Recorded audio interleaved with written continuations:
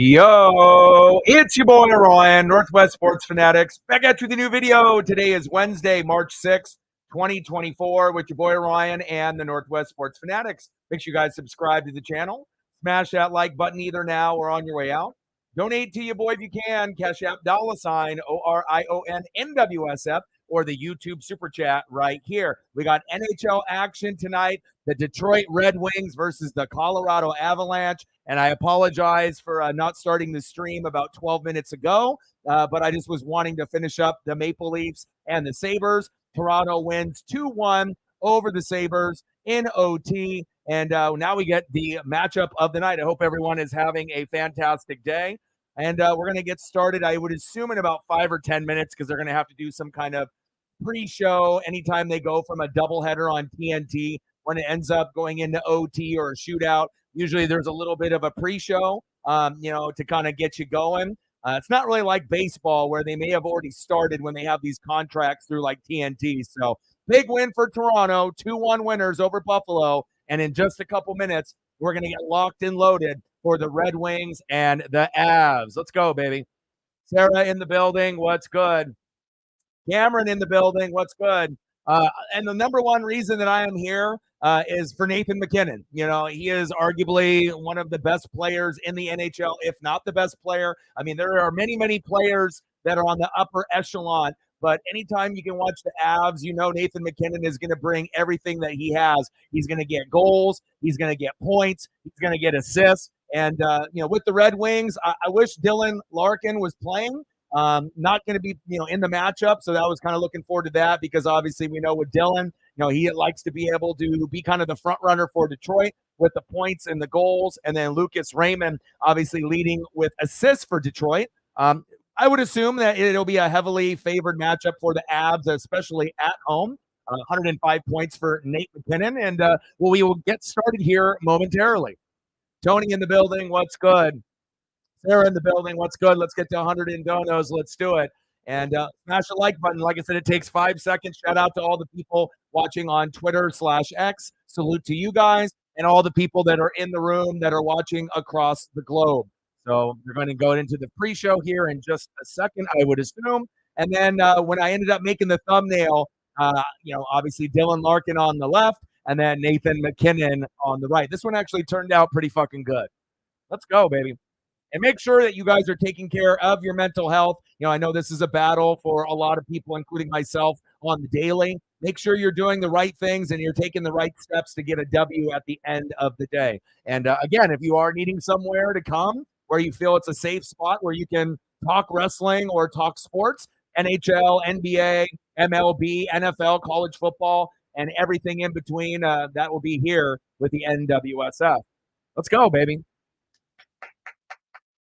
Yeah, well, of course, a lot of the people are trying to make room, if they're way over the cap, they're trying to be able to get out of cap hell like we were talking. And it sounds like the Seahawks may not be done. They may have a few more players that they're going to release. And then the Buffalo Bills pretty much released a good chunk of that secondary. And, they might have missed their window. You had a lot of these guys that had a lot of potential back in 2017, when Patrick Mahomes got drafted, right, by the Kansas City Chiefs. And then the Buffalo Bills made that deal, to obviously trade down. And now every single one of those draft picks, that got drafted in 2017 is no longer with them. And I'm not saying that the Buffalo Bills are not going to be a good team moving forward. They're still going to be pretty solid. But again, the weakness for Buffalo has always been defense, and they're going to have to retool that thing from top to bottom if they want to be able to keep up with the upper echelon teams like the Kansas City Chiefs, the Baltimore Ravens, and then I would assume, the Chargers and a few other teams,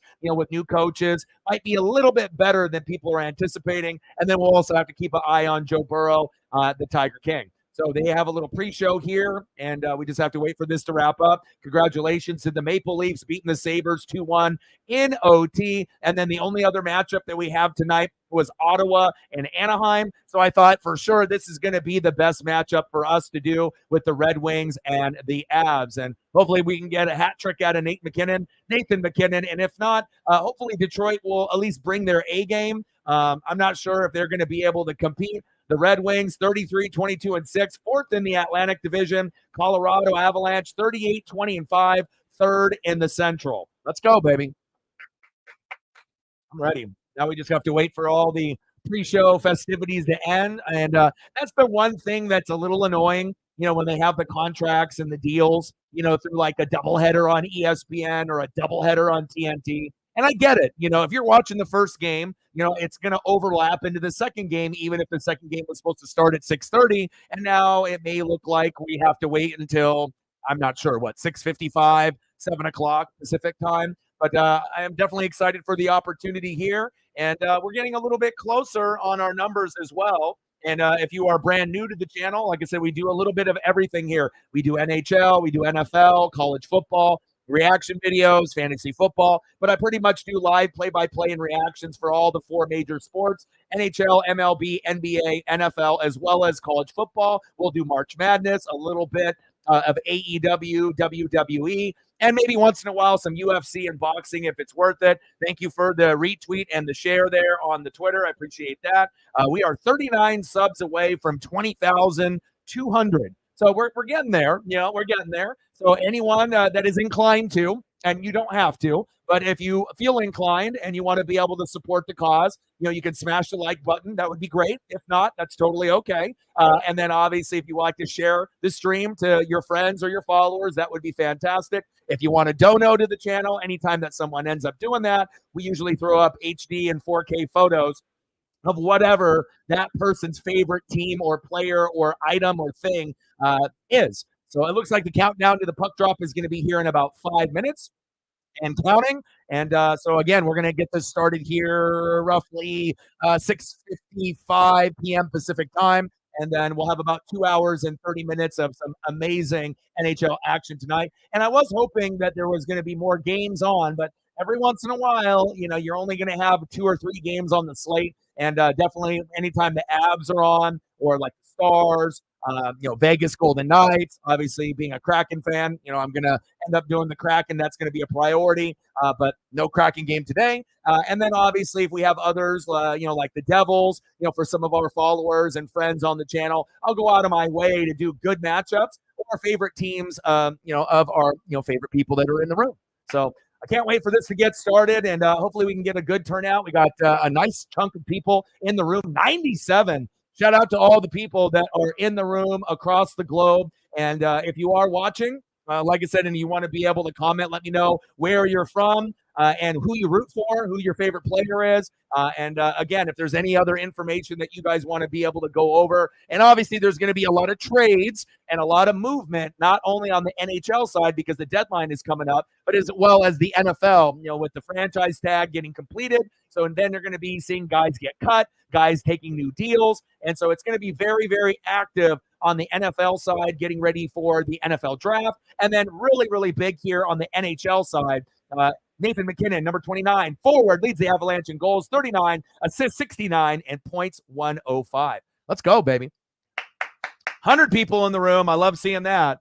And it's always good when you can get a little bit of a boost, throughout the algorithm. And I highly doubt there's going to be a lot of people, covering the matchup. But it's always good, when the tube can help you out a little bit, with the people that are in the room. And again, if you can like, sub, donate, share, anything that you feel inclined doing, please do.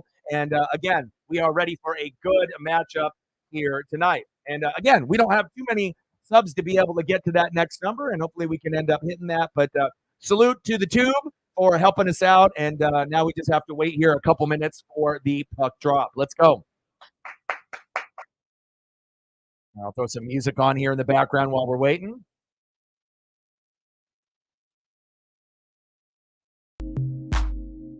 How's everyone's day going so far? Matt in the building. What's good? It's nice when you end up looking up in the corner and you see a 102, 100.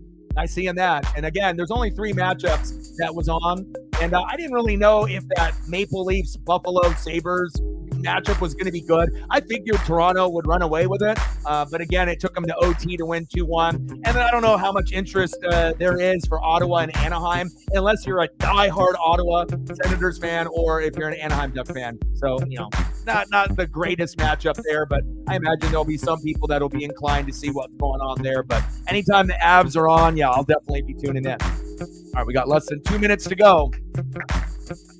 Yes, and anything that you guys want to go over, Sarah and Matt, just type it in the chat. Anything that you guys want to go over with the, trade movement, any rumors on the college football side, anything to do with the NFL or the NHL, go right ahead. Or even with Okada, joining with AEW and the Young Bucks. I like seeing that. Kenny Omega is out, Okada is in, and hanging in the Louvre, man.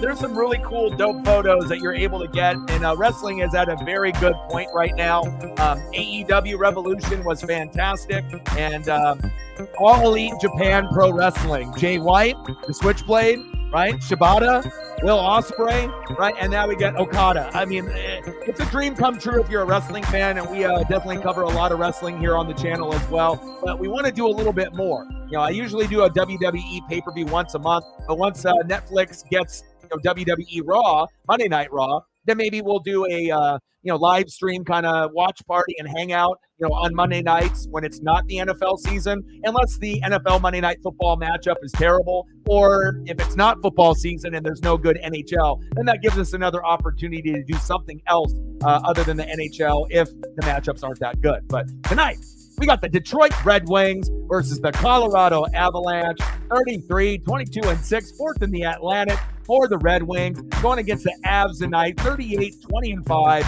third in the Central, going against fourth in the Atlantic. I would be shocked if Detroit gets this dub, but you never know. That's why we have to wait and have these games be played out. Let's go, baby. Let's go.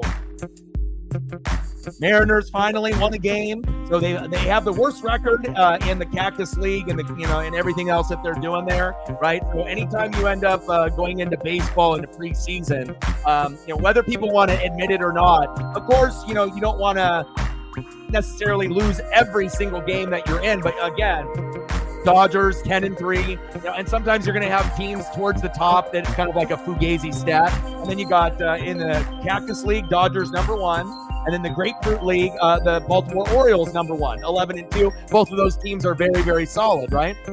Seattle Mariners, 2-9. 2 wins and 9 losses. That is the worst record out of all 30 teams in the MLB. So I don't know what's going on with that. And I saw that Nobu got messed up and torched today for the Dodgers. But again, it is early, and we'll have to wait on kind of how things kind of play out. So let's go, baby. Yeah, and I don't know if based on the tube, if it ends up being some kind of error or whatnot. But we ended up having 20 to 25 in the matchup or the stream that we did for a chunk yesterday. But then the final numbers didn't reflect that. This game got delayed because of the overtime game through the Maple Leafs and the Sabres. So it is just starting right now. But again, I don't know if there's some kind of error with the tube and whatnot, but based on having the amount of people that we had in the room, it didn't reflect the same numbers that I saw on my end than what popped up on the screen. So I don't know if that's what's going on tonight as well. Obviously on the top left there, it says 119, but is it truly a 119? You know what I mean? I'm not sure what kind of bots or whatever, other algorithm that they have that's going on. But at the end of the day, when we ended up doing that free agent stream, the numbers did not reflect the total numbers yesterday. So we'll see how that all plays out. But like, sub, donate, comment, share, do what you got to do to be able to help your boy out. And I'm not sure if that 121 is accurate because I have seen some kind of weird things happening on social media. Obviously, we saw Threads and Instagram and Facebook go down, and then we've been seeing some kind of weird things going on YouTube. I can't complain, and obviously I'm going to be all about that life, as long as the numbers are true. But at times on social media, you don't really know if it's going to be or not. All right, here we go, baby. Ryan in the building. What's good?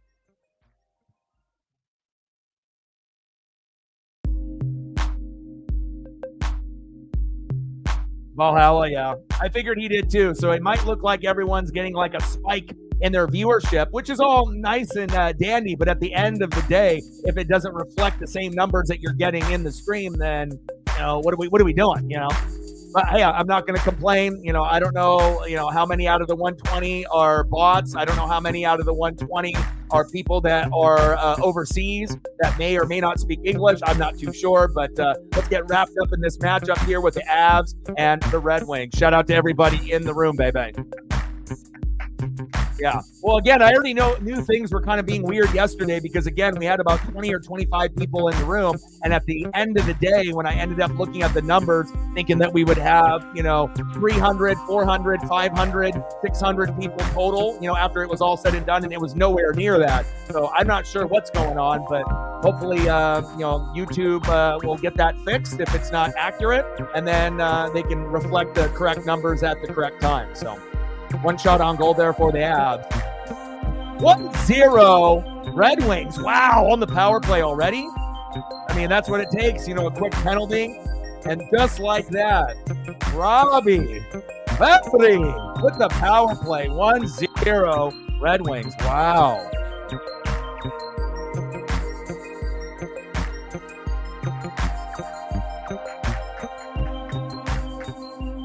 Get those likes up.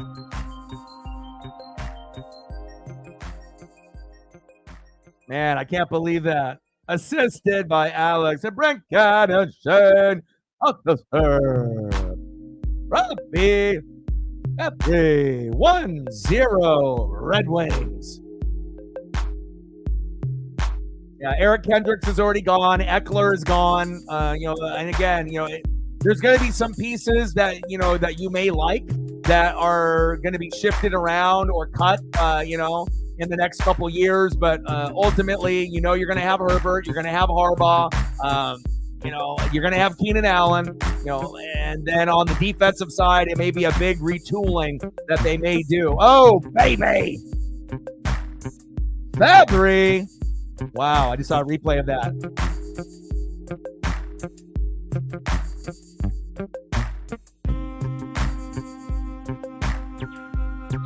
Let's go. All right, Fabry, let me get a photo up.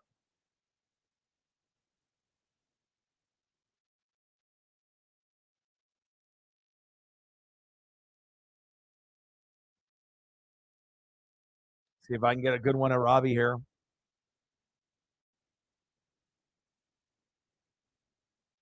And then Wenberg from the Kraken ended up getting traded for a couple draft picks. I was hoping that we would have a player for a player, but it is what it is, and we'll see if it ends up benefiting us or not at this point. All right, where are we at here? Okay, here we go. Fabry.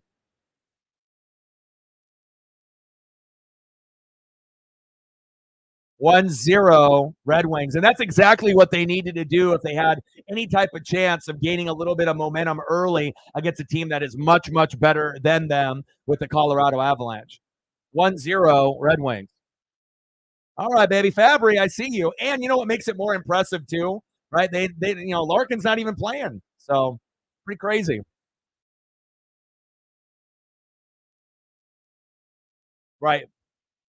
Well, with Mike Williams, I mean, he gets hurt every year. So it's like you can't even really count on him all the time. I mean, he'll still be on the team. But again, at some point, they may be looking in a different direction and maybe trying to get rid of a lot of these guys that are injury prone. And even if that means getting rid of some bigger name guys, like a Mike Williams or like a Bosa or, Khalil Mack, it's all nice when they're, good name recognition and like Derwin James. I mean, really the only one out of the defense that really doesn't get hurt on a regular basis is Asante Samuel Jr. But all in all, you got to be excited for the future, knowing that you actually have a really good coach for once.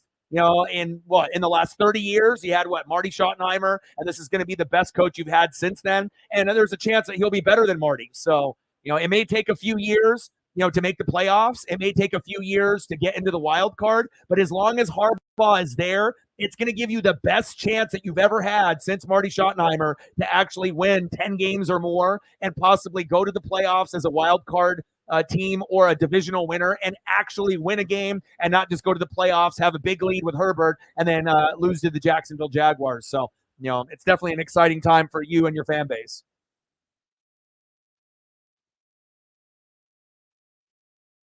15 minutes to go, less than 16, less than 15 to go, 1-0 Red Wings.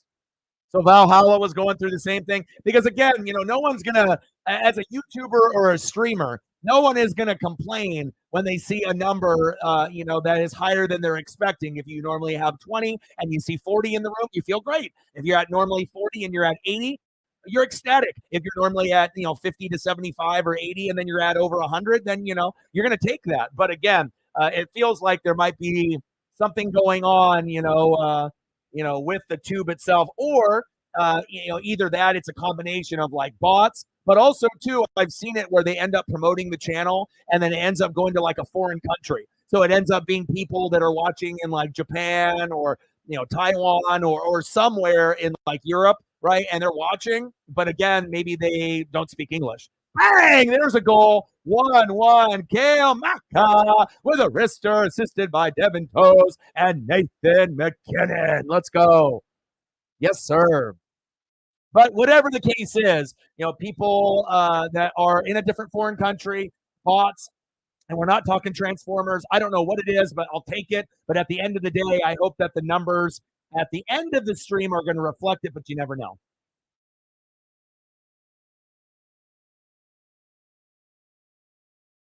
Nice goal by Kale. Let me get a photo. Macaw. Yeah, baby. 1-1, baby.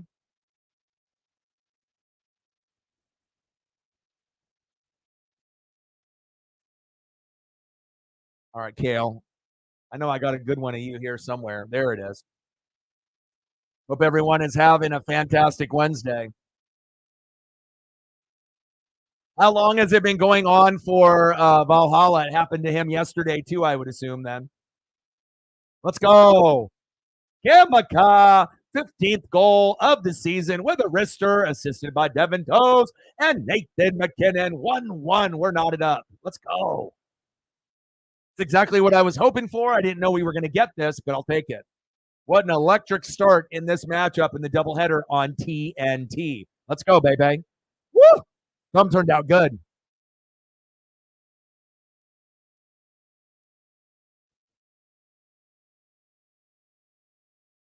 Japan is what he got. And then how long has it been happening for him? I mean, we'll take it. I mean, hopefully it ends up leading to, some subs and whatnot. But I mean, if it ends up being Japan, obviously me being half Japanese, that would be dope, because I think most people in Japan, they don't know I'm Japanese or, unless they have an idea that I'm mixed, like either quarter Asian or half and whatnot. But most people, when they see me, they know I'm not 100% just white or Caucasian. They know I'm something. I'm mixed, but I'm not sure if that's the case. But shout out to all the people that are watching in Japan and all across the globe. Salute to you.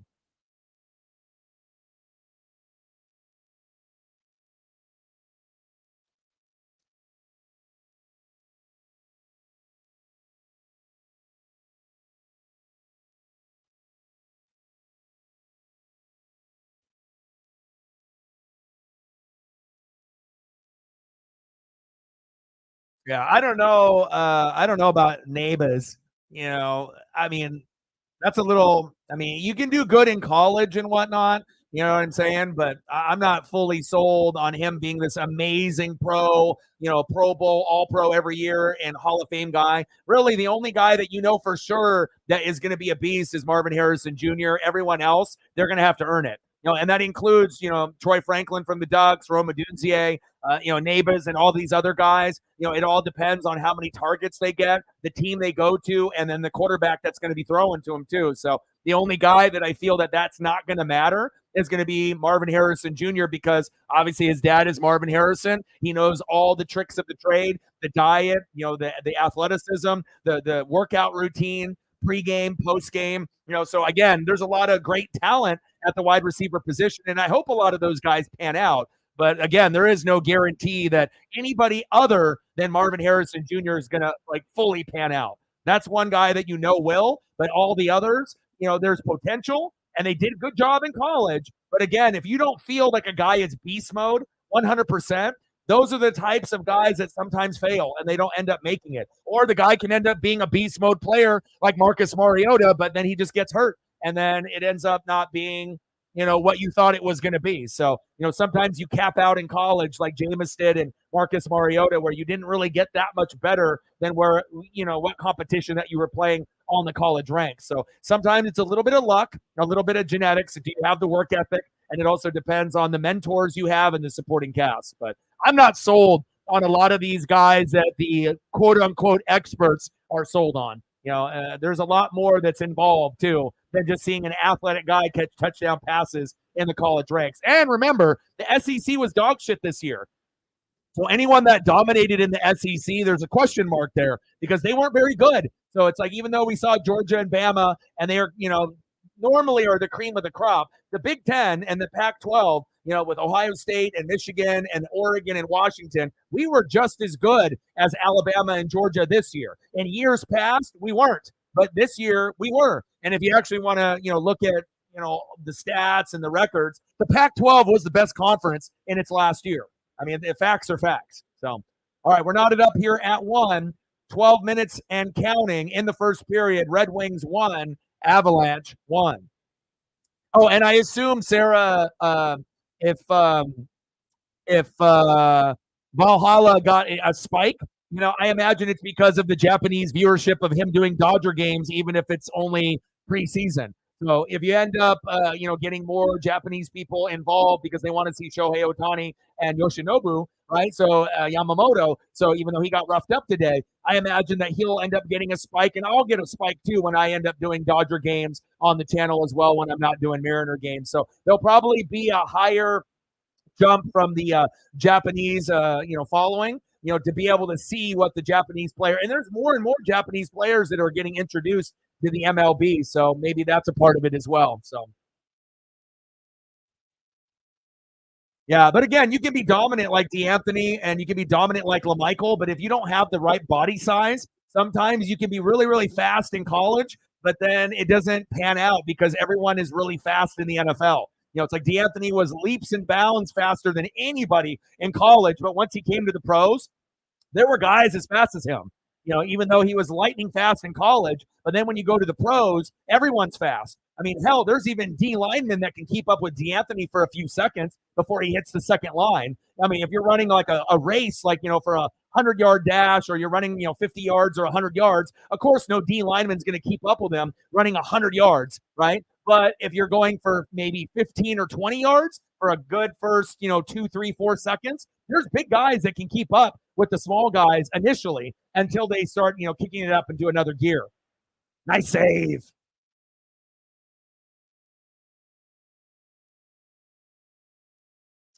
Yeah. But also RPO quarterbacks and gimmick quarterbacks, they typically don't work.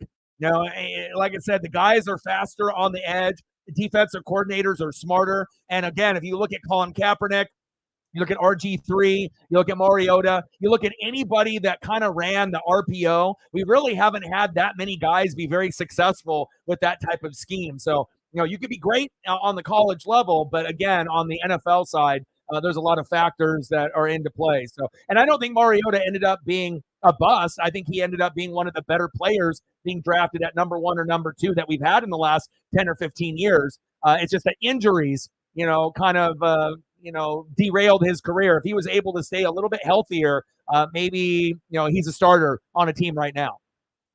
We got 11 minutes and counting in the first period. We're knotted up 1-1, baby. Elliot in the building. What's good?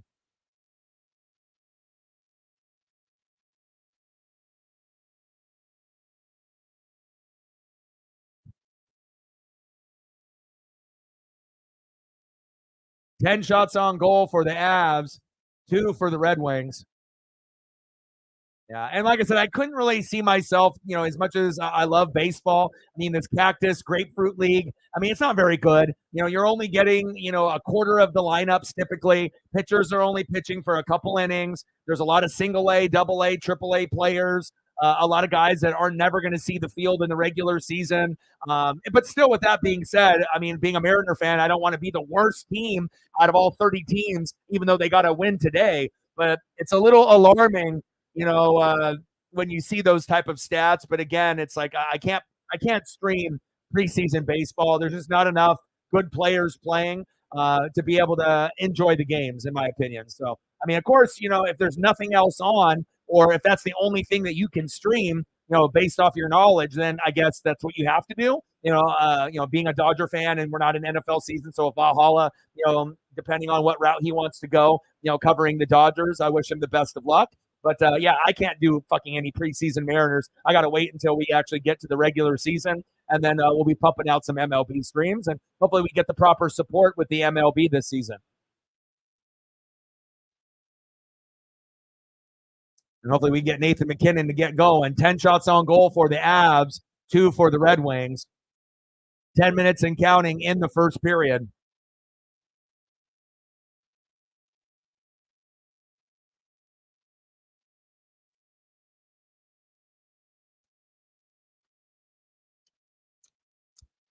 Megan with the 20. I appreciate you. Uh-oh, you got the migraine? Oh, I'm sorry to hear that. I hope you feel better. A migraine from playing too much Call of Duty or not getting enough sleep? And congratulations on the new system and the new game. I know you're probably having fun besides, going through the migraine process. Wenberg obviously got traded for some draft picks in the future. One this year, one next year. We'll see if that ends up panning out. But I do appreciate you very much. Let me know what you want to do for photos. And I got you. Stacks on stacks, racks on racks with a little cactus jack. Bang, bang, $20 holla, 80 to go. Love you, and I appreciate you very, very much. Let me know what players you want me to throw up, and I got you. Elliot knows. Bang, bang. Not enough sleep.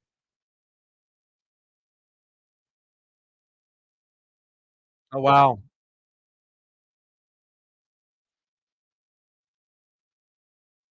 Elliot, thank you for the share on the Twitter/X. I appreciate that. Every share, everything like that ends up counting. And if you ended up following me on my socials, ended up posting a photo of me at 3 years old with some, really good, positive words that I feel like a lot of y'all need to hear, including myself. Support yourself. Speak highly of yourself. Be patient with yourself. Motivate yourself. Pray for yourself. And most importantly, love yourself and respect yourself. And, I feel sometimes that, I connect with, people, I think, on a greater level than most. If I wasn't doing YouTube and if I wasn't doing streaming, I probably would be a teacher like my dad, boys and girls club counselor, a mentor, maybe being someone like a psychologist or a therapist, because I do enjoy helping people. And again, the battle that we have with our minds is the biggest battle that you're going to have every single day of your life. And obviously your surroundings can affect that as well if you're around a lot of toxic people. But the battles that we go through internally, have to be discussed. And mental health is very, very important. And again, that's why, I grind so hard on this channel. So that way that we have a safe place for people that if they do need to be able to, let some things out, or to be able to have somewhere where they can, feel like they can talk sports or wrestling and not feel like they're going to be attacked, or, there's going to be a bunch of trolls, kind of ruining the vibe. We're only about good vibes here. So, and again, if that costs me likes, subs, and donos, based off people being rude and just because they, have money to blow, I would rather make less money, have less subs, less views, to have the right people in the room. And I really do love and appreciate you guys very, very much. 11 shots on goal for the Avs, 2 for the Red Wings. We're knotted up at 1, 7:49 left in the first period. Judah in the building. What's good? Simpsons? Nice. Yeah, a lot of times I follow on Facebook. I follow this channel that came up on my feed, and all it does is have like old video games, and it'll show, either like an unboxing of an old video game system like Neo Geo or TurboGrafx 16 or something old, and then they'll go into like an old school game. So I'll get to see like games I played as a kid, like Earthworm Jim or Booger Man, or just seeing like some old, or Final Fantasy 7, Final Fantasy whatever, just going Metroid, and it's just really cool to be able to tap into a game that you used to play a long time ago. And to be able to see, I mean, it's not going to be the same as playing it yourself, but just to be able to hear the sound effects and see the graphics. And I feel that's one thing, video games back in the old school era, sometimes those games are undefeated for the OGs that are a little older, is the sound effects in the Atari and the Nintendo and the Super Nintendo and the Genesis, like pre-PlayStation, Nintendo 64. Like GoldenEye is one of the best games of all time because of the sound effects. It's mind blowing, that a game like that could still hold up to this day. Yeah. I mean, I got my PS2 here in the room in the studio, and that's really the only system I play. I still got to find my cord for my 64 that is somewhere in one of my boxes. But if I was going to play a system, it would just be those two systems. So you're like me, E. You're like me, brother. You already know what it is. MSU in the building. What's good, brother? Good start for you guys. No Larkin, right? And then you still ended up getting the first goal. I mean, it's going to be tough to beat the Avs at home. They're one of the best teams at home, right? But again, starting it off with a little bit of intensity and getting that first goal is definitely going to help your cause to hopefully keep this close. So, Assassin's Creed. That's another good one. I mean, I think gosh, I'm just trying to Tenchu, Bushido Blade. I'm just thinking of all the old school ninja games and stuff that I used to play on PlayStation 2, things of that nature. So, what do you want to do for photos? Okay, I just saw it right here. Hack, Grogu, Captain Price goes. Okay, I got you.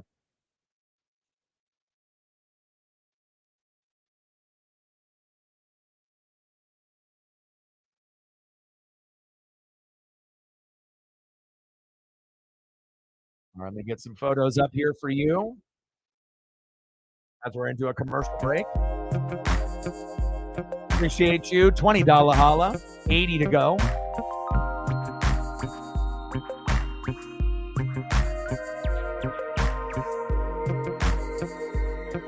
I found this amazing breakdown, Megan, with everything that's going down with the trade. Gosh, I don't know if I still have it. Let me see.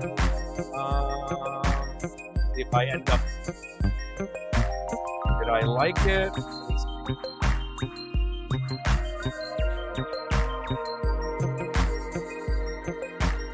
With the Ron Francis, moves and whatnot.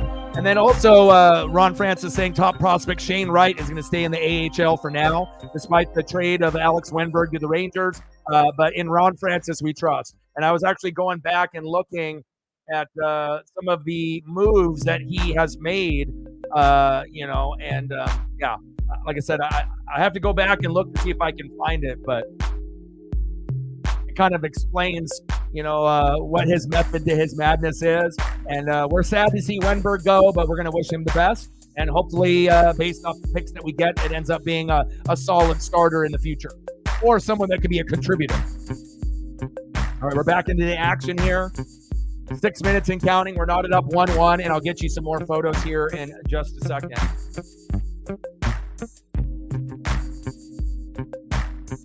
But it was a really cool breakdown, through a Kraken fan base, whatever post, and it actually goes and breaks down every single trade since the beginning of the existence of the Seattle Kraken, like who we traded with, the whole breakdown of, for picks and what we ended up picking with those pieces. And it was a really interesting read. I wish I would have sent it to you immediately when I saw it, but I was busy making the thumbnail and whatnot. So.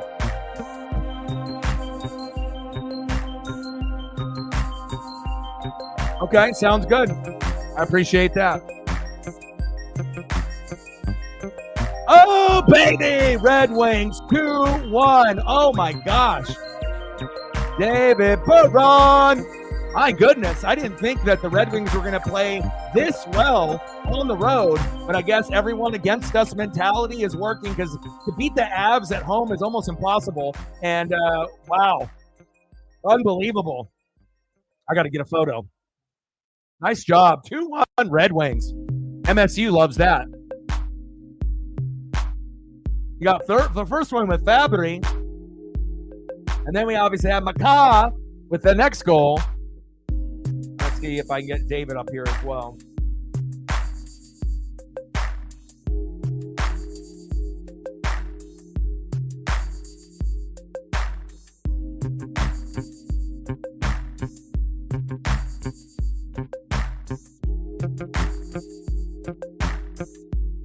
All right, here we go. Let's see if I got a good one of David.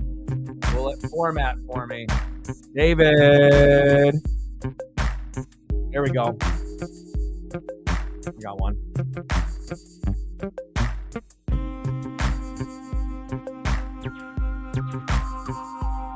Six minutes and 1 second in the first period. David Perron assisted by Andrew Coffin. 2-1 Red Wings.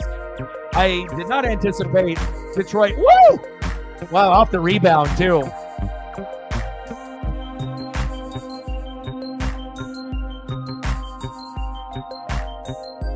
Man, I mean, you guys are coming out with a lot of fire here. I mean, it's not like I thought necessarily you guys were going to get blown out.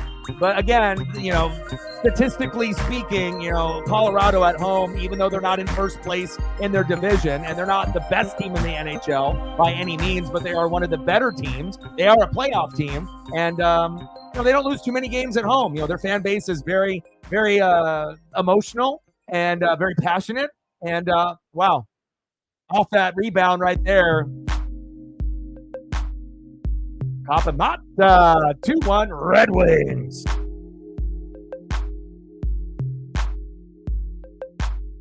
Barone, baby.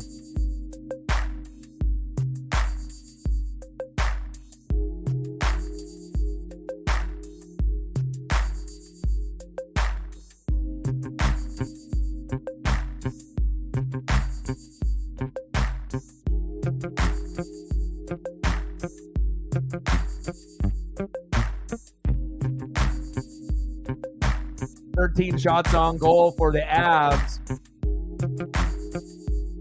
8 for the Red Wings, but 2 goals out of 8 shots. I mean, you can't ask for a better stat line on the road for the Red Wings.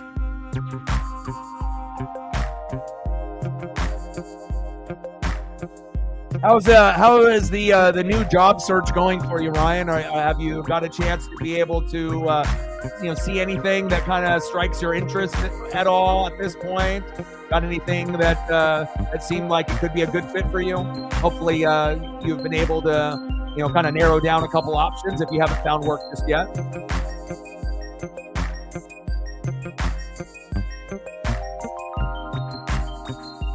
Yeah, you ain't going to be able to get a Marvin Harrison Jr. And it would be stupid to get Marvin Harrison Jr. at 5. You got way more problems to be able to fix instead of trying to put butts in the seats. Harbaugh ain't going to go for a receiver at fucking 5, dude. O-line, D-line, defense is a fucking mess. Like, Slater is good. And then, again, if Eckler is gone as well, but you're not going to get a running back at the 5th pick in the first round. But there's a lot more position importance, than getting a wide receiver for the Chargers. O-line, D-line, pretty much the whole fucking defense.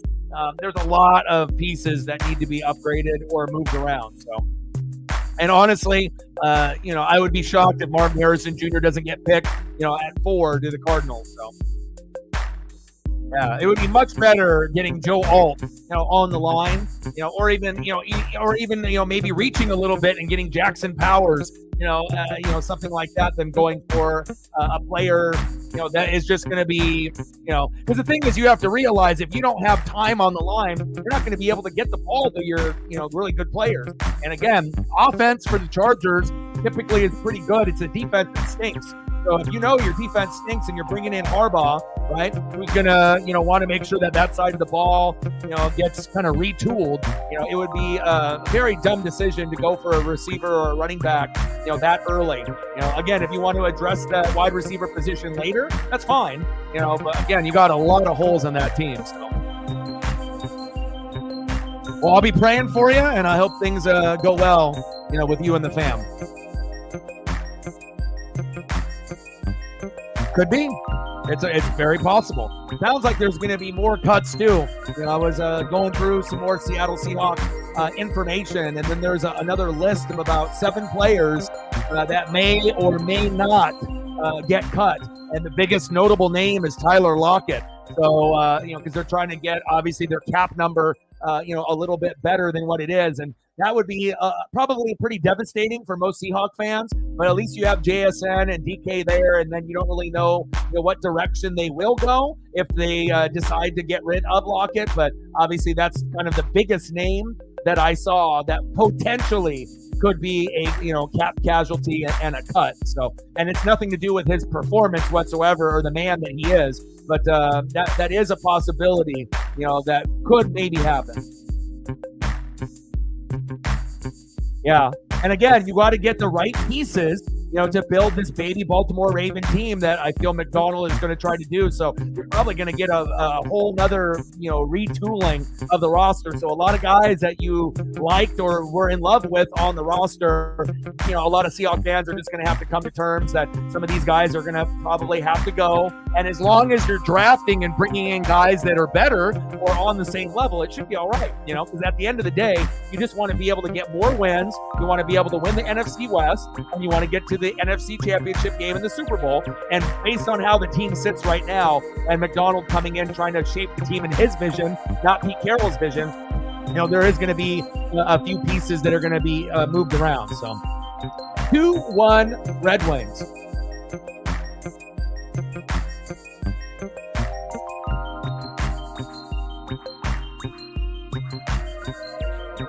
Yeah, so lots of retooling. A couple guys on the D-line, couple linebackers, couple guys in the secondary. So already, you got 3 on the O-line, you got 2 on the D-line, you got 2 at linebacker, and then 2 or 3 secondary members. So that's a lot of pieces to address, let alone tight end, which is still an important thing, but not as important as all those other pieces. So.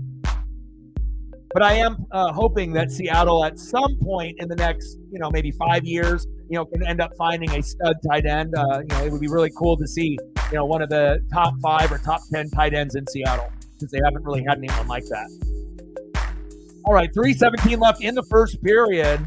Fabry, Perron with the 2 goals for the Red Wings here. Maka with the goal for the Avs. And at this point, it's about Nathan MacKinnon time.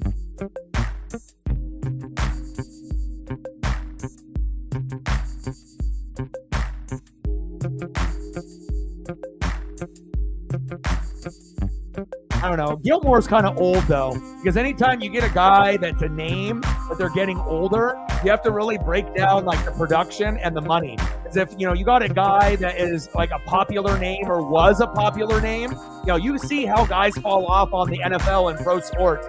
You can be top dog, and then all of a sudden have one injury, and then you're never the same, and then all of a sudden you're just, a name. And again, you don't want to overpay a guy that, used to be good, and now they're just getting paid based on their name and what they did when they used to be good. So you have to be very, very careful when you're dishing out the money. A lot of times it's, better off to be able to draft someone, and so that way you can get a player on a rookie deal rather than maybe overpaying for a guy, thinking that it's going to be at the right fit, and then you overpay for a guy, and then all of a sudden he tears his ACL in week 6. So.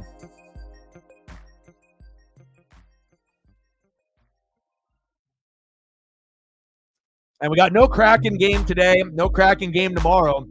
But I did look ahead in the schedule, and we got Winnipeg at home after beating them on the road. So, man, I can't wait for that matchup on Friday. Patrick Kane, 30 games, 13 goals. Less than 3 minutes to go, 2-1 Detroit.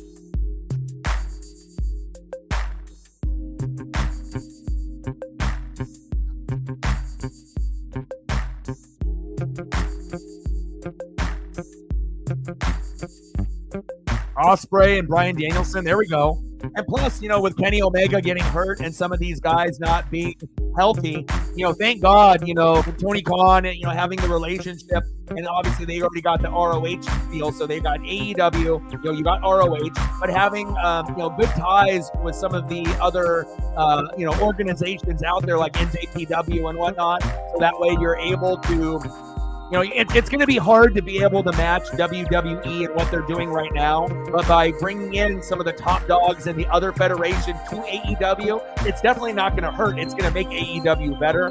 And again, I watched Revolution, and I usually will buy or watch one or two of the 4 major pay-per-views that they have throughout the year. And then once AEW gets bigger and bigger and bigger, one day they may do a pay-per-view every month like WWE is doing, obviously, right now. But Revolution was awesome. I wasn't going to miss. Oh, baby, we're not up to Nathan MacKinnon. Yeah, boy. I had that ESP. I was like, it's about time. And there it is. Nice job, Nate. There we go. Nathan MacKinnon. Assisted by Mikko Rantanen and Maka.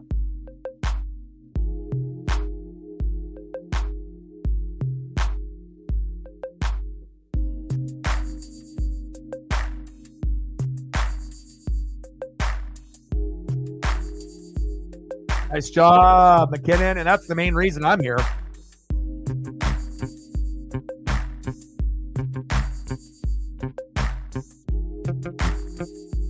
Nice job. 40th goal this season, 3rd career 40-goal season. Nathan MacKinnon.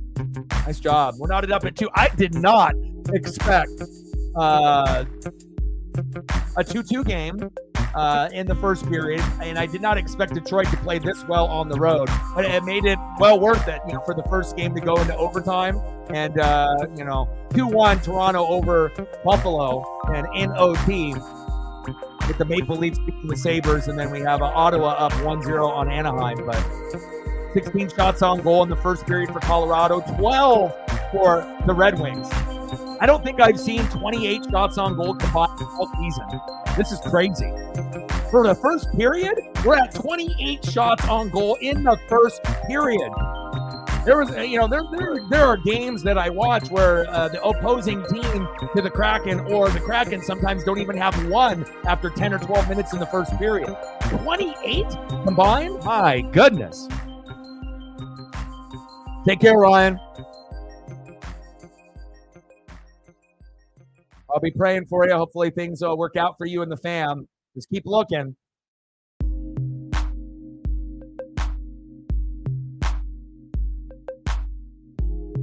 Great start.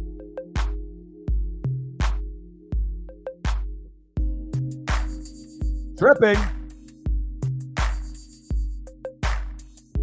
See if the Red Wings can take advantage of the power play. They did early on to get that first goal. Good job, Nathan.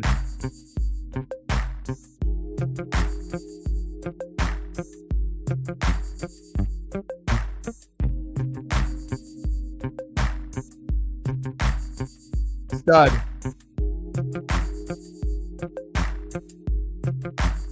He's fun to watch.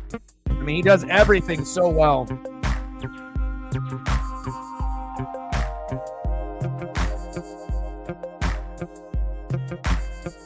Nice save.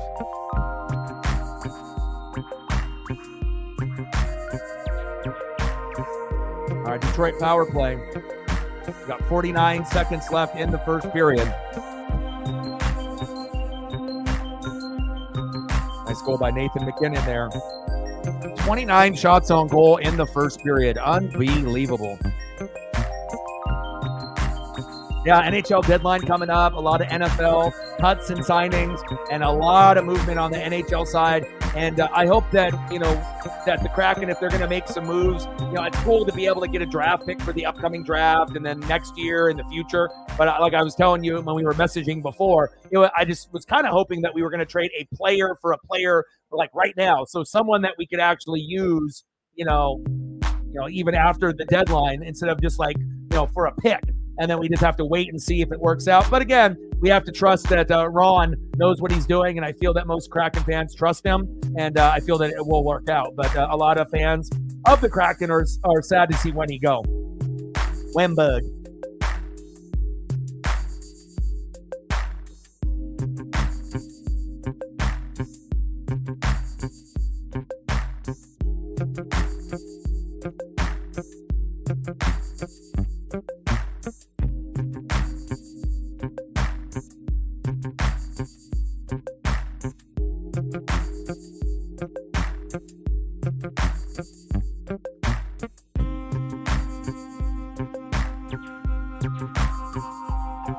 Shout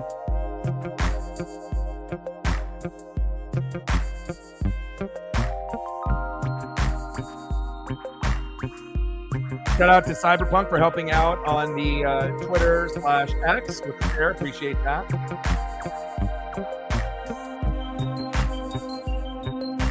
All right, we got 21 seconds left in the first period.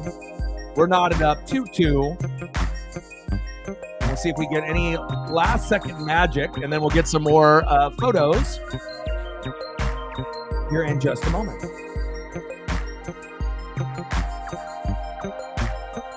But a really entertaining first period, let me tell you. It's unbelievable. 30 shots on goal combined. I don't think I've seen that all season. And we've done a lot of NHL games because we obviously transitioned to do NHL over the NBA. And I'm glad we made that decision. And it's been a hell of a lot more enjoyable because, I mean, if we were doing NBA games every single night, I probably would have mad depression. Wow, what a save. End of the first period. Oh my God, that was crazy. End of the first period, we're knotted up at 2.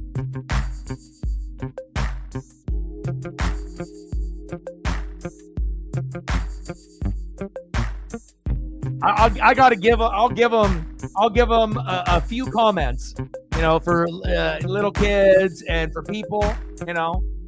Sometimes I'll have an itchy trigger finger, you know what I mean? But usually I'll see, I'll evaluate, you know, I'll look. So.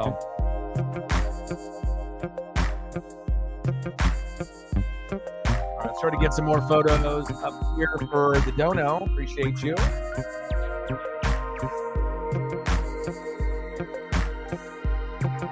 Two, end of the first in the intermission.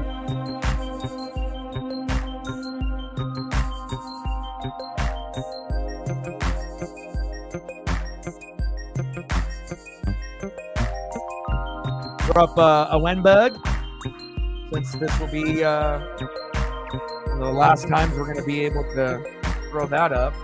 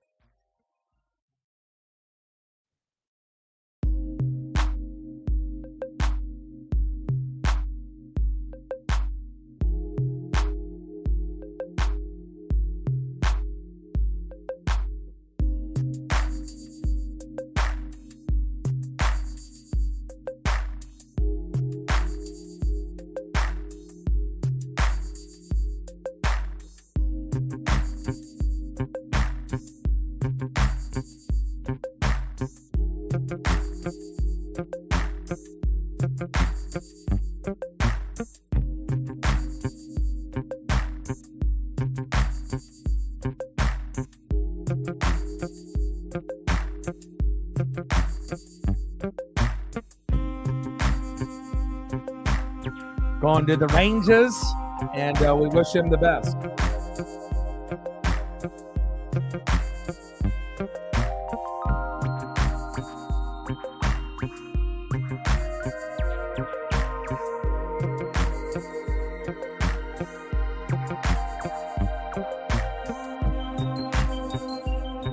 So I can find a close-up of him.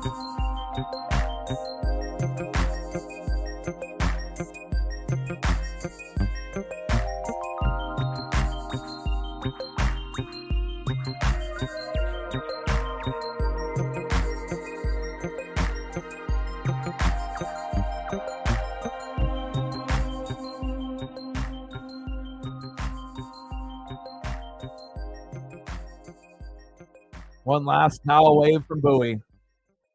Good luck, brother.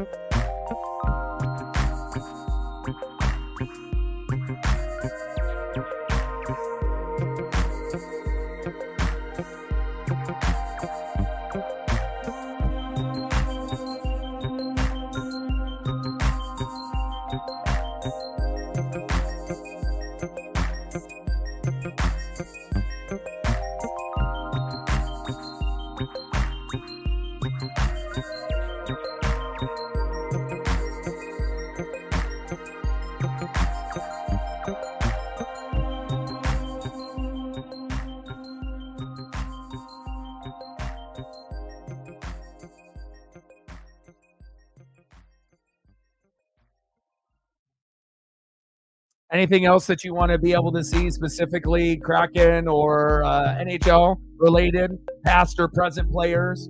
You let me know. I got you.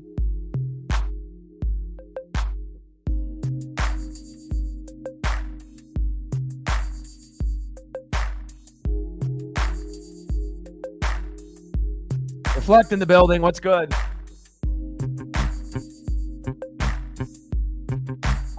It's a little bit different. I haven't got a chance to watch the show yet because I have the West Coast time. Reflect in the building. What's good? But again, some people are going to be hating on it, kind of saying it's kind of like an NXT type of thing. But, you got to understand, with Raw and SmackDown, NXT, AEW, and Dynamite and all the shows, they're going to have to kind of, switch it up. Different colored ropes, different colors for the actual logo and whatnot. So I'll have to kind of see, the show itself on how it's presented.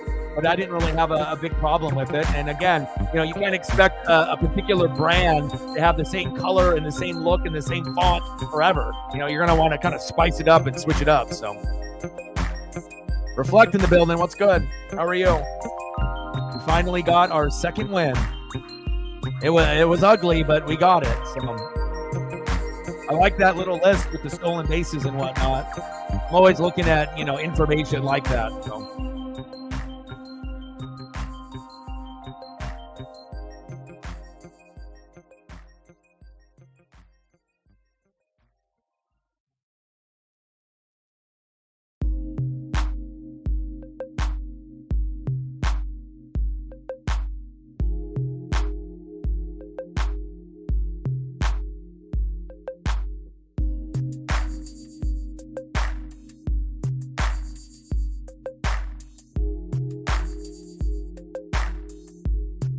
Yeah, Seahawk players, there's going to be quite a few that I've seen on the list. Buffalo Bills got rid of pretty much everybody on their defense, and I don't know why they decided to restructure with Von Miller. That guy's fucking washed. You're just getting a guy with a name. I wouldn't even want Von Miller for free. Honestly, it's like at some point, you have to realize that you're paying a guy for hopes that he's going to put up numbers like he did when he was in his prime with the Denver Broncos. So I don't know what Buffalo's doing, but they may have missed their window. Again, when they had Josh Allen, going against Mahomes, and they had that lead at the end of the game, that might have been their one shot to maybe try. But there's no guarantee that if Buffalo would have made this, AFC Championship game and won it, that they would have went to the Super Bowl and won. They probably would have lost. Because obviously we know Buffalo's defense is kind of ass. And now it's even going to be worse because now you're pretty much getting rid of everyone except for DeMar Hamlin and Von Miller. So good luck with that. But there's going to be a lot of other teams that are going to excel. So we'll see. But Buffalo should still be an interesting team to keep an eye on. But again, you're never going to be able to do anything in this league unless you have defense. So.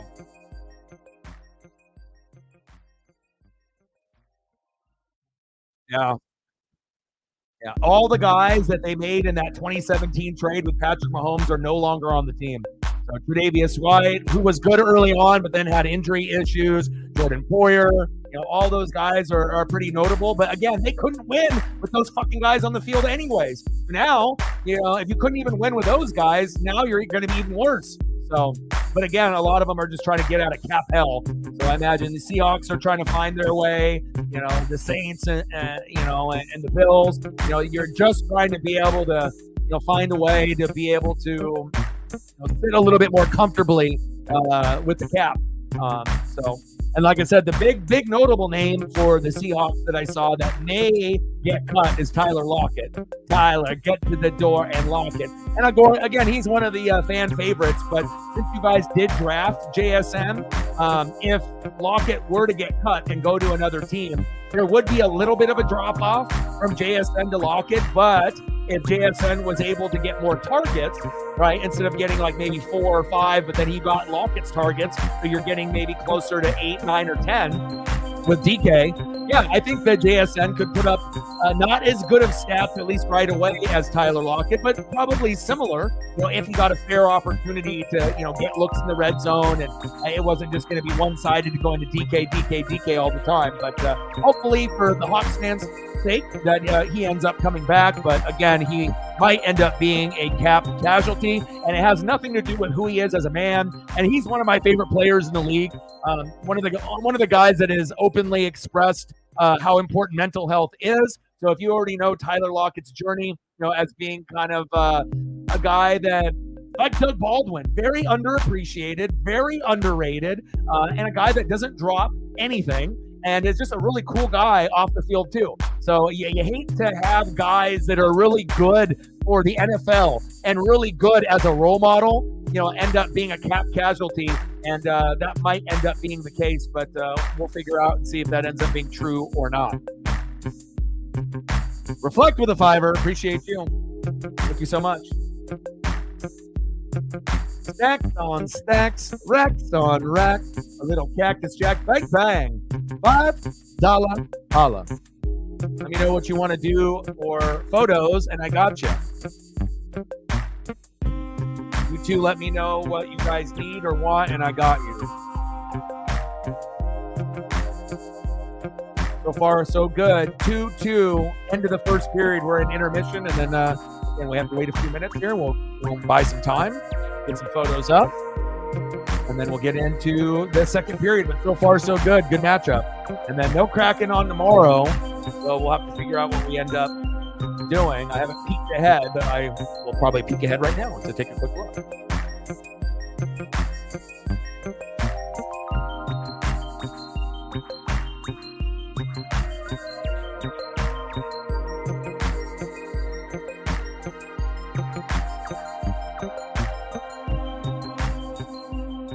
And then I sent you the Mariners prospect list. Reflect. I imagine, I don't know if you got a chance to look at it there, but with Cole Young, Harry Ford, Colt Emerson, Lazaro Montez, Feldman, Celestin, Johnny Farmelo, Ty Pete, Tyler Locklear, Michael Arroyo, and Jonathan Clase. We have to have some of those guys pan out.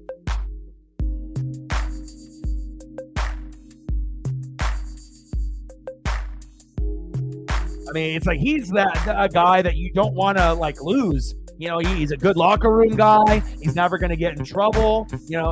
People look up to him.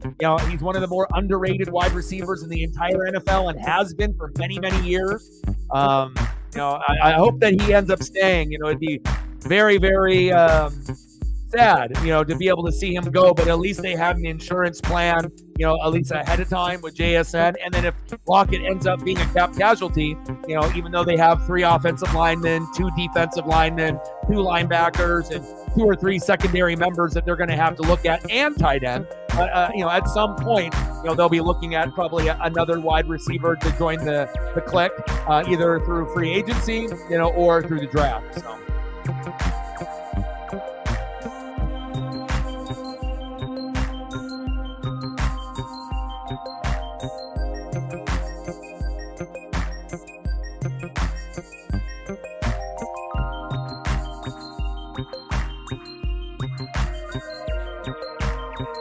A Lockett here before we get back in tune. And make sure, everyone, you take care of your mental health. It's very, very important. You have battles every day with yourself and your brain. So you have to realize that, it's a constant battle, and that's going to be the number one battle that everyone faces every single day of their lives is themselves. So make sure you're doing the right things and you're taking the proper steps to win the day.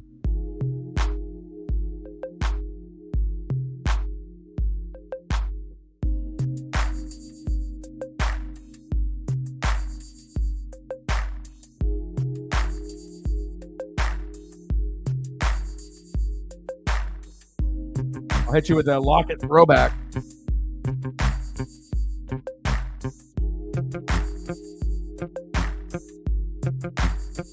Who will win the Hart Trophy, Nathan MacKinnon or Austin Matthews? That's tough. Woo! Kansas State. He looks good, baby.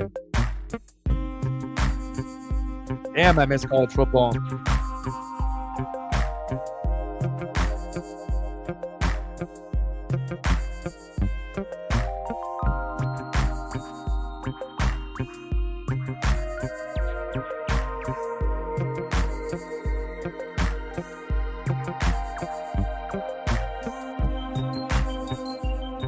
Like a minute or two before we get back into the action. Oh, baby.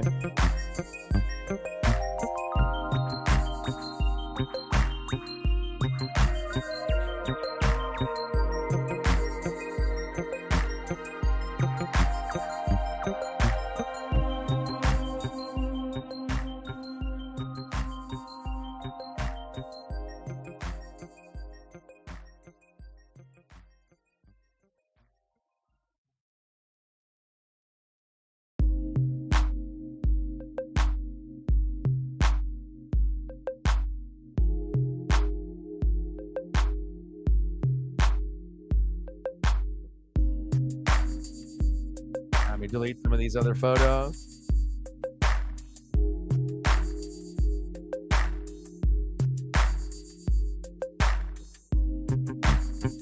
Hope everyone's having a fantastic Wednesday. Hump day, middle of the week. And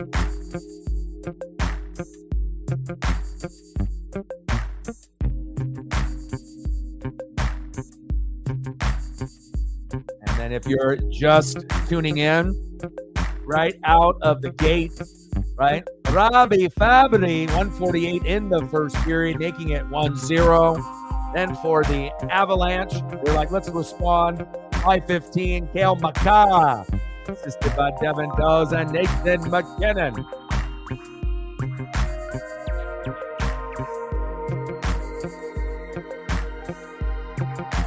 Then David Barron, assisted by Andrew Kopp and Alemata, making it 2-1 Red Wings. And then you already knew it was just a matter of time before Nathan MacKinnon got a goal. And then he did very shortly after that. I see you, Nate.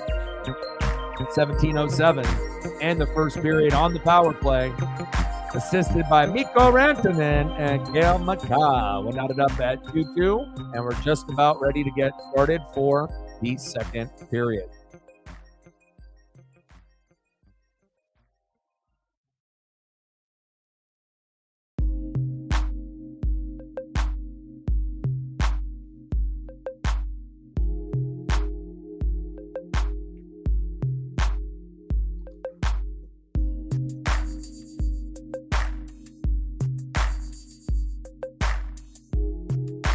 Yeah, much better than Cal Raleigh or anyone else that, we have on the roster right now. So that's the main thing, is that, Harry Ford, we're going to have to hope that, the hitting, will catch up to his defense. Because I think with the defense, that's why, we want to have him there to be able to throw guys out at first, second, and third.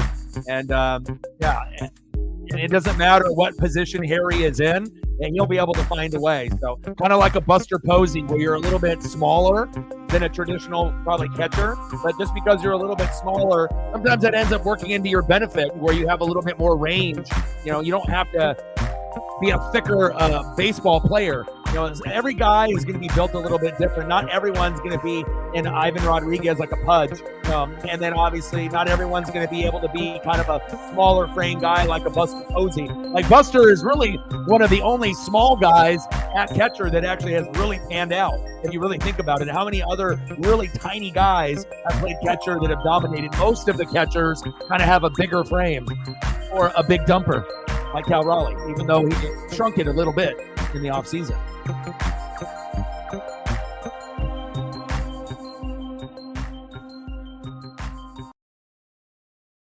All right, baby. Second period. Let's go.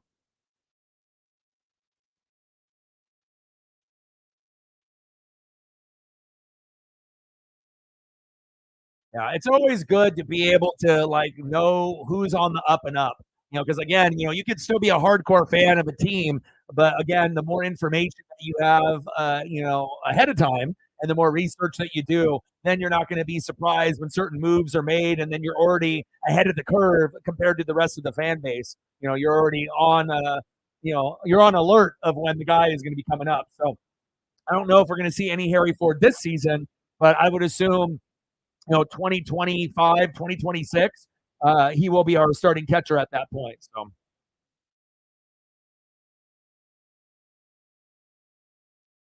sure, absolutely. I got this Darth Maul figure from the Black Series, but I don't want to open it. The box is, I mean, it's not really worth a whole lot. It's only worth like 20, $30. Box has got a little bit of wear from when I moved, and it's still sealed, but it's one of those items that it's like I kind of want to open it and like kind of play around with it a little bit. It's got like the fabric with the code, and the double lightsaber comes with an extra head that you can adjust and whatnot. So because like I said, the box won't get ruined if I open it. It's got tape that's there, but I can just slit it and then open the box, fuck around with it a little bit and then put it back if I want to. But now if the box was like fully mint, then I wouldn't open it. But since the box is not damaged, but there's just some wear on it. But yeah, but I'll hook you up with some all. Yeah, I like the Black Series a lot. I like the expensive figures. Not, I mean, I like the smaller figures as well. Kind of like the standard Star Wars GI Joe from like the '80s, type of size of figure. I like the small figures too that come with the accessories and whatnot. But the ones that are bigger end up having multiple. It's kind of like with wrestling figures, like elites. They come with multiple belts, multiple hands, multiple heads. Things that you can interchange, and I think that's really cool. All right, we're in the second period. 17 shots on goal for the Avs, 15 for the Red Wings. We're knotted up at 2.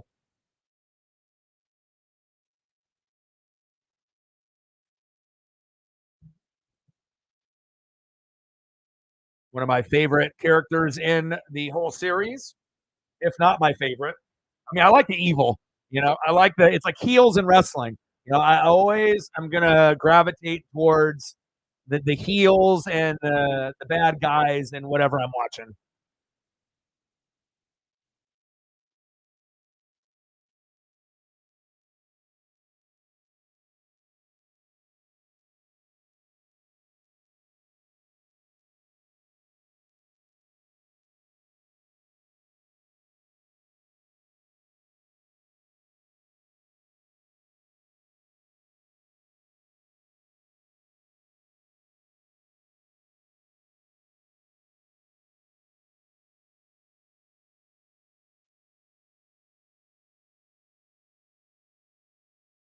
18 shots on goal for the Avs, 15 for the Red Wings.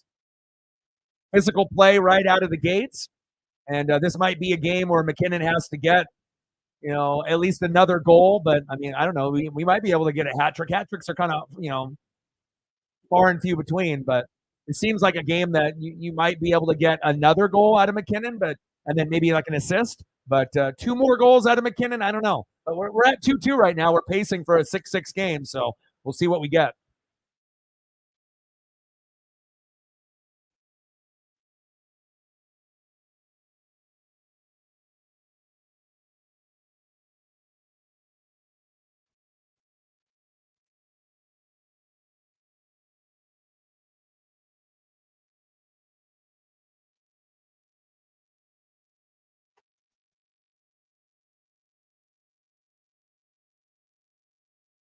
I'll wait until we get to a commercial break, and I'll be able to go through some more.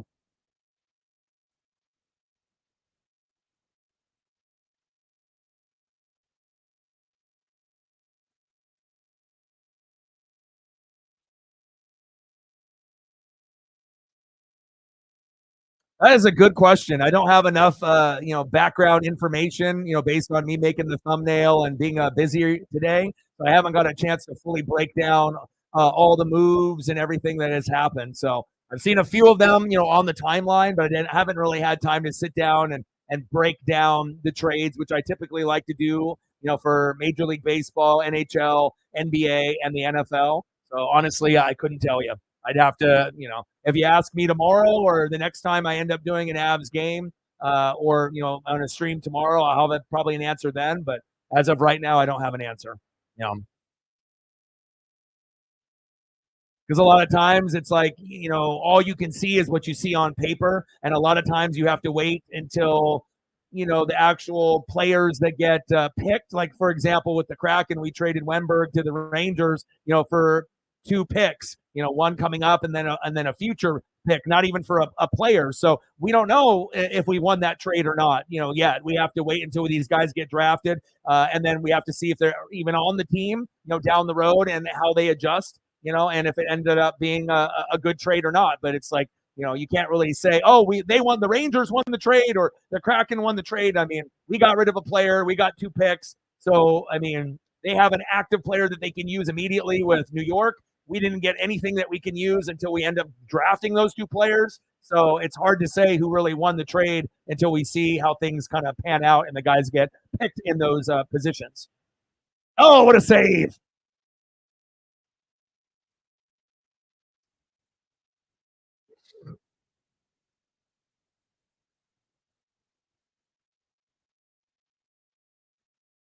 Oh, nice save. Oh, Red Wings getting wrapped up. Are they going to fight? Nope.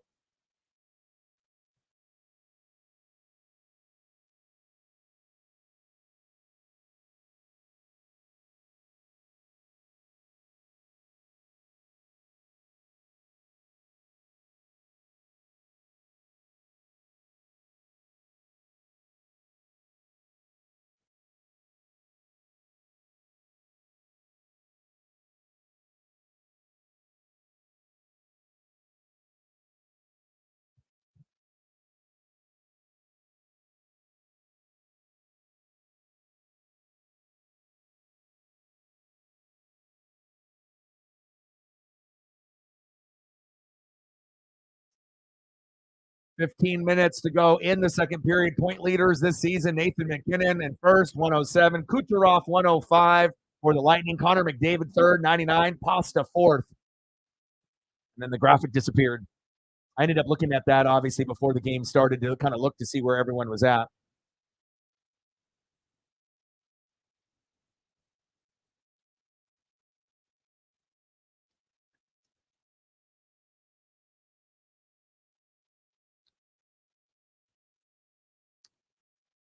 Side or delayed of game. Puck over the glass. Let's go, baby. 21 shots on goal for the Avs, 17 for the Red Wings. They're kind of feeling each other out, but the aggressive play. But it's been right from the very start. But maybe things will kind of cool down a little bit in this second period. We'll find out, but it doesn't feel like it. It feels like the offenses are on full tilt. So 25, 75 to go.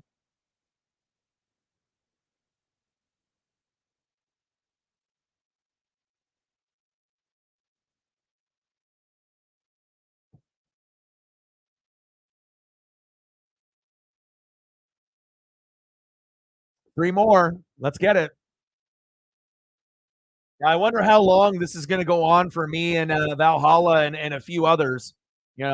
Again, it's like at the end of the day, um, at the end of the day, anything that you have that ends up being an elevated number is great. So that way, if some like newbies come through and they see that, hell, they may just sub just based on how many are in the room. But the thing is that if things are going to be inflated, right, and it may not be an accurate number, I mean, it is what it is. But if anything, it's going to help channels, not hurt channels. But at the end of the day, when you're looking at all the analytics and all the statistics, which I look at, you want to make sure that things are accurate. You don't want to be bamboozled, or you don't want to, feel like, oh, we're at this number or we're at this, and then you look after the stream is over and realize that it's nowhere near what it was projected. But I guess we'll take it, for the time being. So because that happened yesterday and it happened today, so I don't know if it has anything doing with that global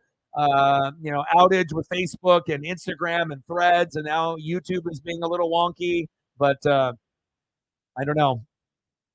I don't know. But again, if anything, it will help the channels. So That'll definitely help get more subs and likes and possible donos from newbies as well. But it always makes you wonder, what is it with the algorithm? Is it bots? Is it actual physical real people? Is it people in a foreign country that don't speak English? I've gone through the metrics a lot, to be able to try to figure shit out.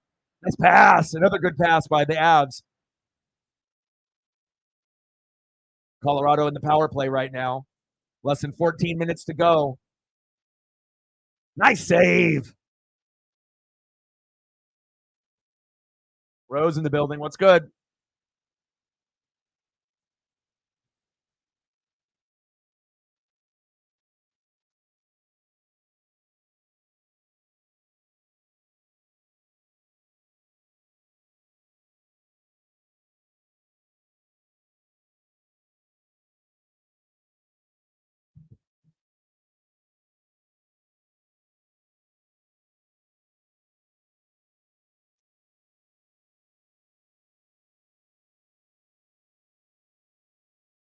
Alex Lyon, 18-10-2 record.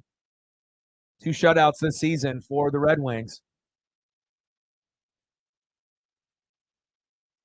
Yeah, but I wanted to look at all of the statistical leaders, as far as goalies, who are the best goaltenders, based on all the metrics and the statistics, and then obviously looking at the guys with the points and the assists and the goals.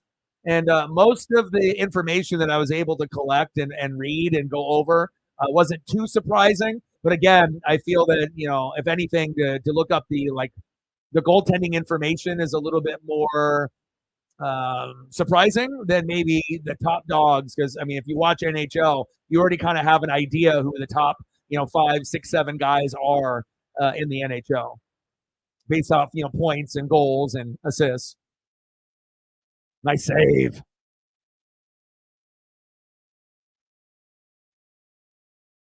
Who's your favorite team, Rose? Who do you root for? Are you an Avs fan or a Red Wings fan, or just an NHL fan in general?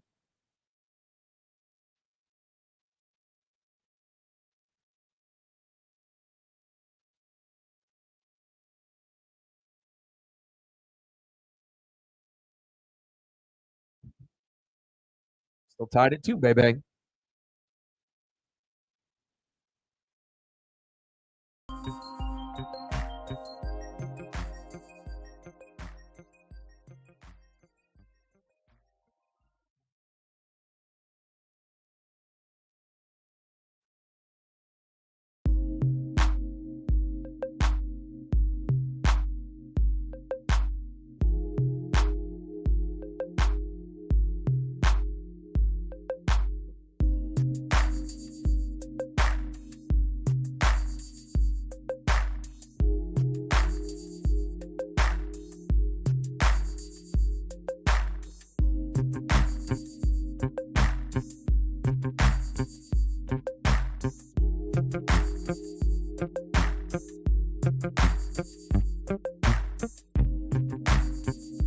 .17 left in the second period. Got it up at 2 on TNT.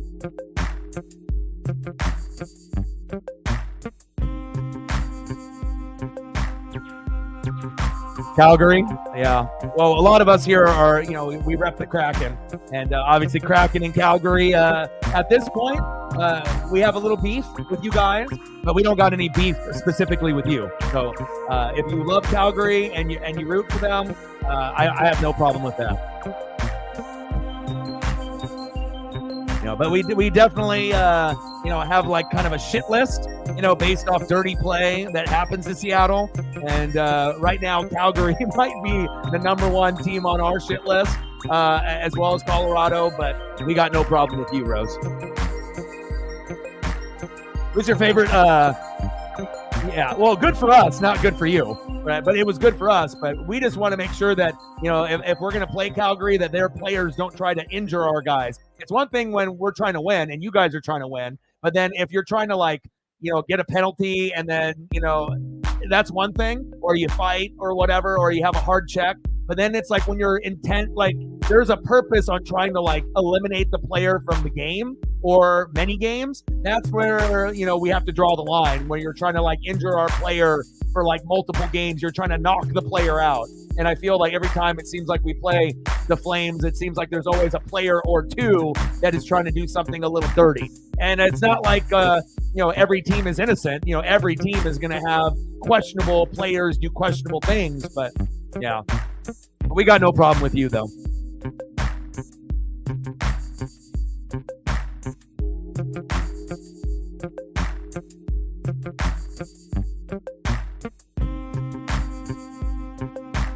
Who's your favorite player on Calgary? Do you have a favorite player that's on the team right now, or a player that used to play, you know, back in the day?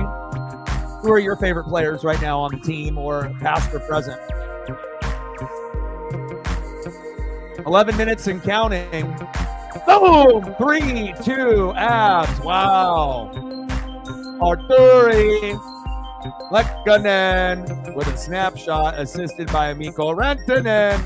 3-2 Avs.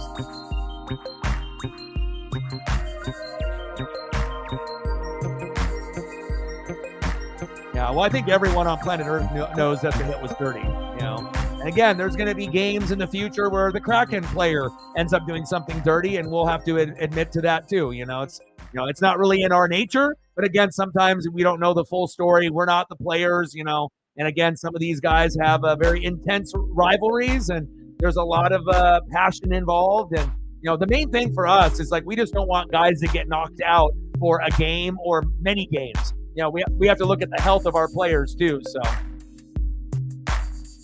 Lehkonen, Rantanen, MacKinnon with another assist. Woo!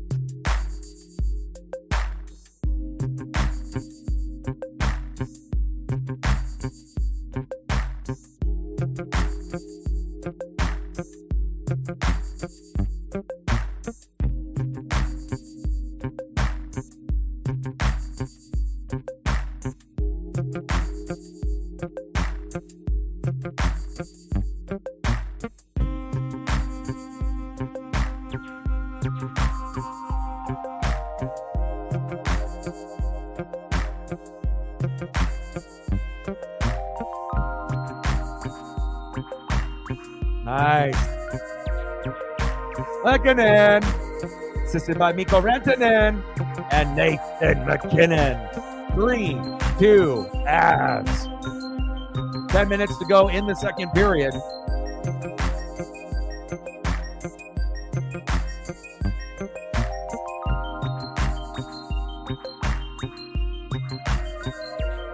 You know, we have a wide range, you know, of people, but like, you know, me and Megan and Reflect, for the most part, you know, we do Kraken. Sarah's a Blues fan. We have a little bit of everything. You know, we got some Stars fans with Preston. You know, it kind of depends. It's kind of a, you know, we got Devils fans through Odin and Aiden as well. So, you know, and we got people all over. So, I mean, like I said, some people are here in the U.S. Some are international, like Megan in Australia. You know, a lot of the fans, or a lot of the teams that we root for and players are going to be like Pacific Northwest for some of us, but then others are going to be in the Midwest, the East Coast, the South, or overseas. Judah for the Bruins, Odin for the Devils.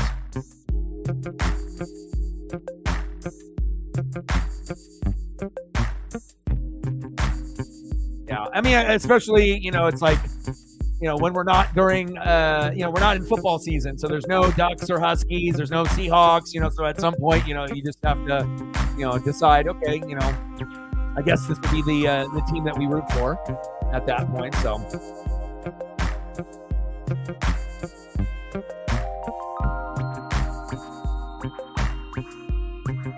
But we do a lot, you know, of matchups, you know, so basketball, baseball, football, hockey, NASCAR, you know, a little bit of everything, but not so much NASCAR and NBA anymore. But I'm still not, you know, I'm not opposed to it completely. I'm just eliminating it altogether. But right now, since NFL and college football is over, a majority of the streams are going to be NHL, wrestling, NHL probably the top, and then wrestling, maybe once or twice a month, and then we do NFL streams based off, information and different things that are happening in the NFL world and college football. And then obviously once we get transitioned into the MLB, we'll do a lot of Mariner games, Dodger games, and then a few games that are just good quality matchups. So. Here in Canada, yeah. I'm in Oregon here, so I'm in the Pacific Northwest. So, but we got people from all over. We're in Canada.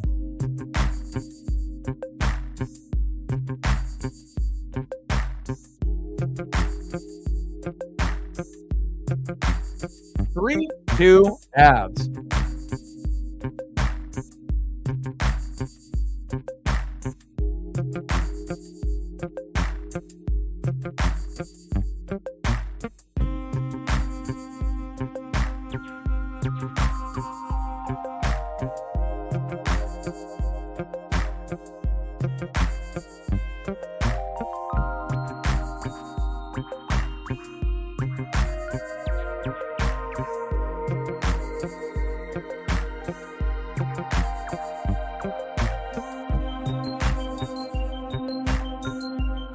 All right, we got to make sure we're keeping it 100. We'll throw up the little Red Wings up there, see if they can tie this up 3-3.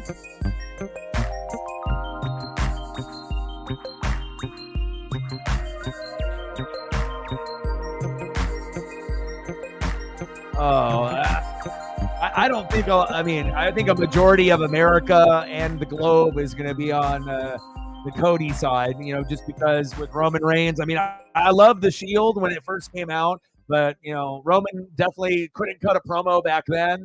And I feel like the whole bloodline Roman Reigns thing has gone a little too long, but again, it's long-term storytelling and, they want to build the story up and whatnot. But for me, I'm more of a Seth Rollins guy. Honestly, but I don't mind watching Cody Rhodes. I like Randy Orton. I like Drew McIntyre. But again, I've been watching. I look, I don't know how young I look to you, but I'm 41, so I've been watching wrestling and sports since like '85. So I've got a lot of wrestling on my belt. Not just AEW and WWE, but NJPW and Impact and ROH and WWF, WCW, ECW. So, and not everyone in the room is a hardcore wrestling fan. Probably me and Sarah are the most, and Odin, who's not in the stream at the moment, and we got a few others, Lenny D and a few others in there. But once Monday Night Raw gets moved to Netflix, we'll probably start doing Monday Night Raw live streams to be able to get everyone together to watch together. But typically, we just do the WWE pay-per-view once a month for our wrestling stream, just because there's usually a game or some kind of event that might be bigger, than Monday Night Raw. And since I live in Oregon, I don't get it until 3 hours later after the people in the Midwest and the East Coast get it. So if they get it at 5, I don't get it till 8. So I can't really live stream wrestling at the same time as everyone else unless we're on the same link together, which is a little difficult to do at this time. So. Yeah. Yeah, most people think I'm in, I would say 30s, maybe 20s.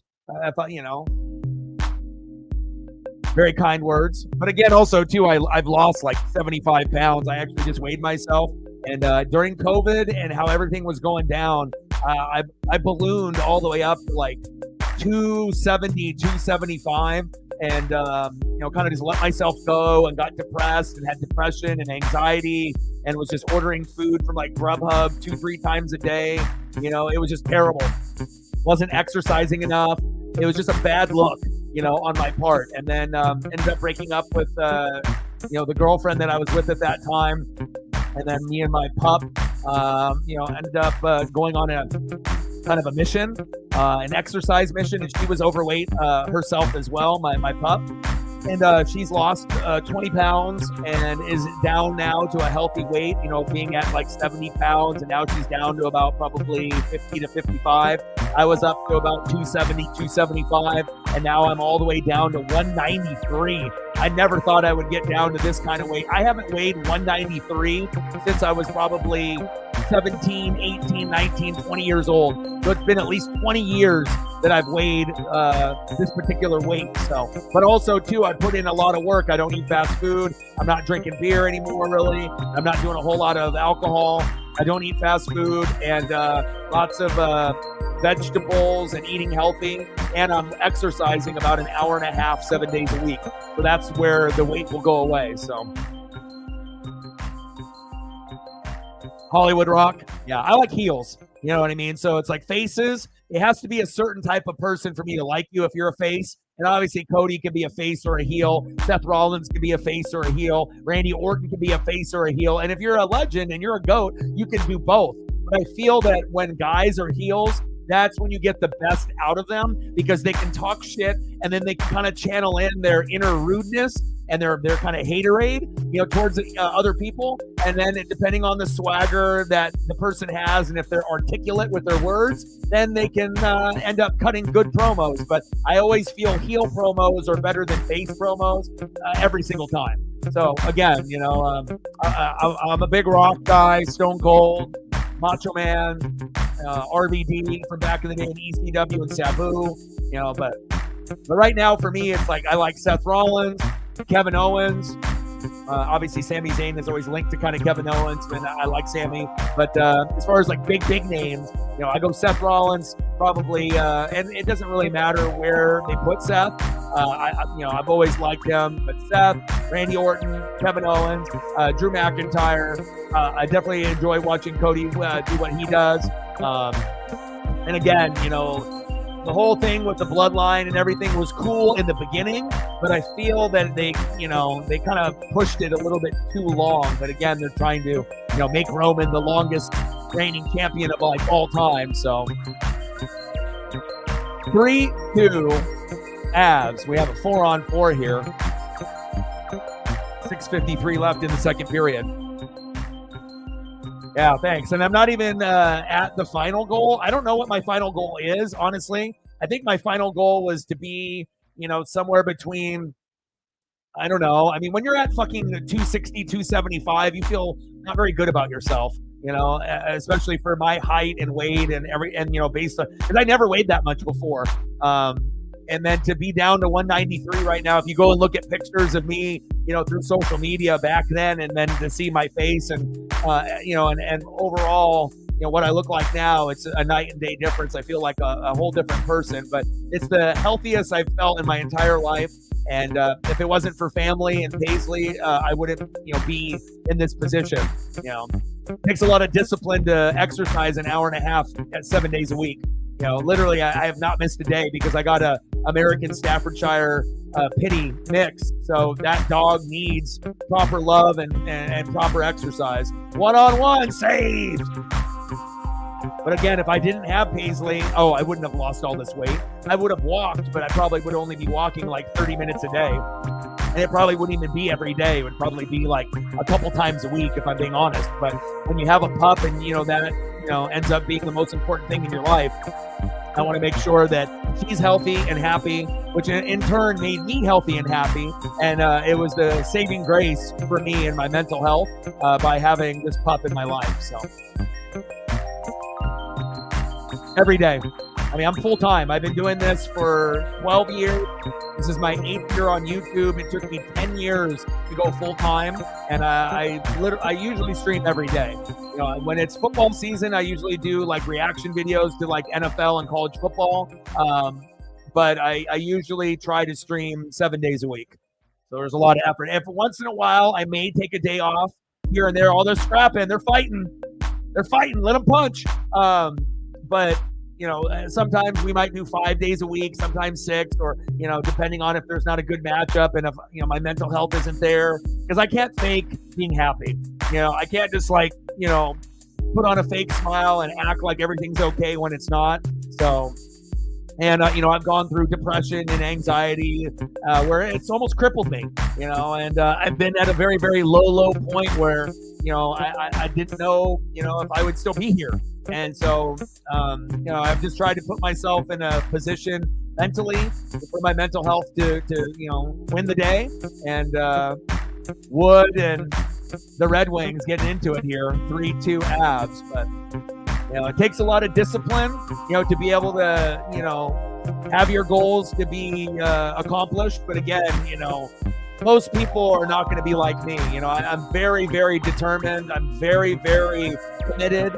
And I think that, when I'm not around anymore, I think people will say that, that this guy was super passionate, wanted to help people, but again, I'm a very, very determined person.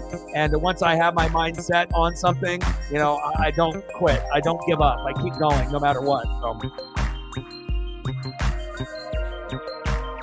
Thank you. I appreciate that. Thank you. Thank you.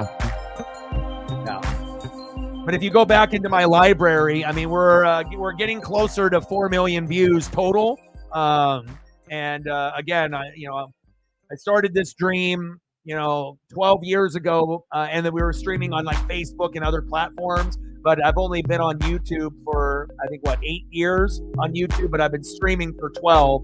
And I have over 2,000 videos and live streams just since 2017. So that's ultimately streaming every day for like 6 years straight or something like that. So definitely a lot of work has been put in, but I still feel that even with the sub count that I'm at, over 20,000, I'm only about 1% in of my journey.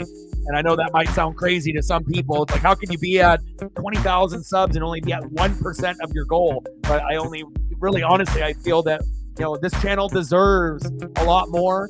And I mean, at the end of the day, the more people that I can help and the more people that I can kind of story tell and kind of, talk about my life.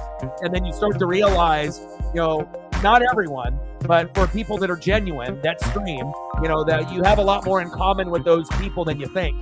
Some people may seem larger than life based off popularity and subs and views and donos, where you can't really relate to some streamers, and a lot of streamers are fake and fugazi and they're not good people, but there are some good people out there that stream, and I try to set the example of being one of those. Less than 5 minutes to go in the second period, 3-2 Avs, and I do appreciate the sub. Yeah.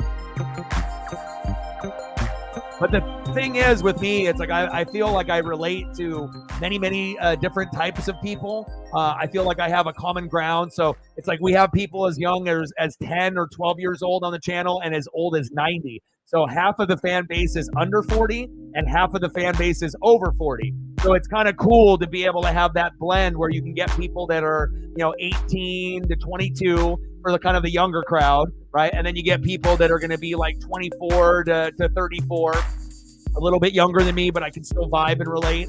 People that are my age and my window, 38 to 42, and then also people that are above 40, 40 to 50, 50 to 60, 60 to 70, and then obviously 80 to 90.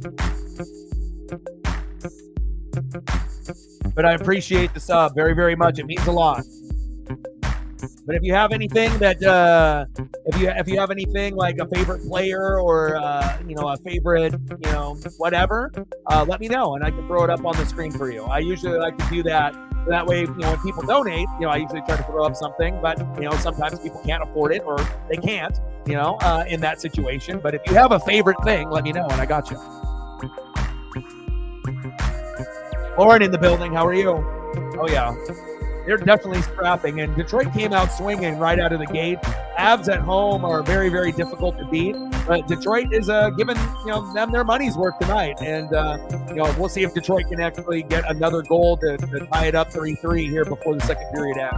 Hopefully, you're having a good Wednesday. Shout out to Lauren and shout out to Rose. And that's another thing too that I've been also trying to build up is getting more females on the channel, because I really do appreciate. Everybody. It doesn't matter if you're gay or if you're straight, if you're a man or if you're a woman. It doesn't really matter as long as, you have good chat etiquette, you're respectful, and we can vibe, and like I said, I always try to be able to, get a good group of people, on the channel, regardless of what age or what sex the person is, male or female. So I was going to look to see with my analytics here.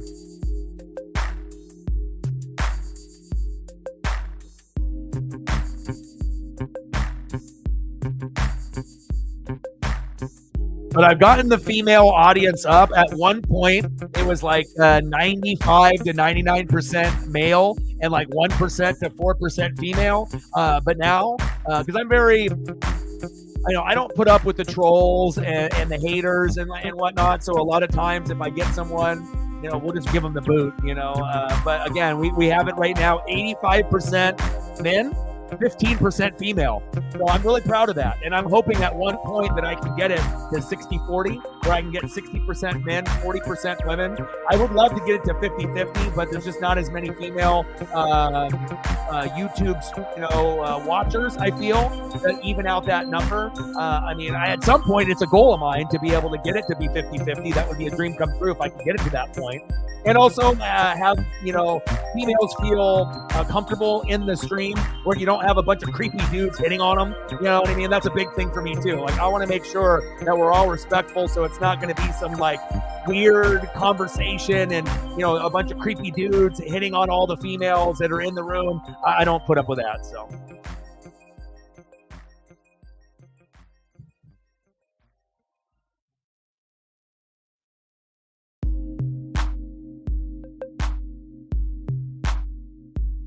Four, two, as Kale McKinnon with the backhand, assisted by Mikko Rantanen and Nathan MacKinnon. Rantanen and MacKinnon are all over it today.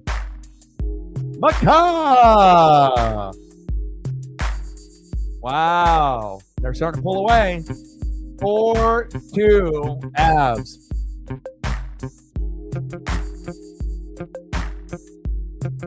Nice. How long you been an Avs fan, Lauren?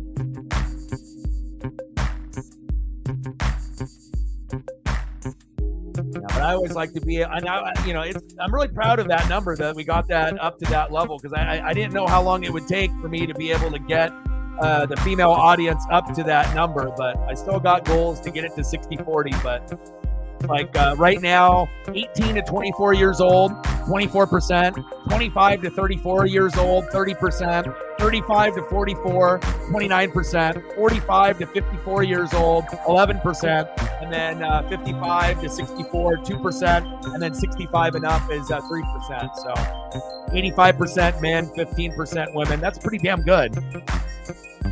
And we got 51% here in the United States, and number 2 is Canada with 12%. Number 3 is Australia with 4%. So, shout out to all the females repping the channel. Appreciate you.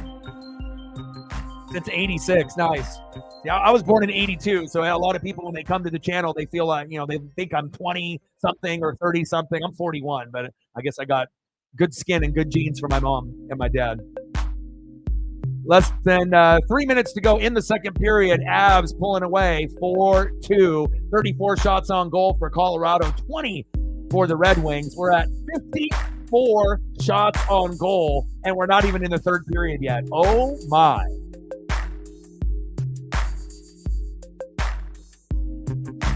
Yeah, third place in their division. They're still not the best team in the NHL, but if Colorado ends up making the playoffs, which they will, they still definitely will be a very dangerous team. And Nathan MacKinnon is one of the best players in the NHL.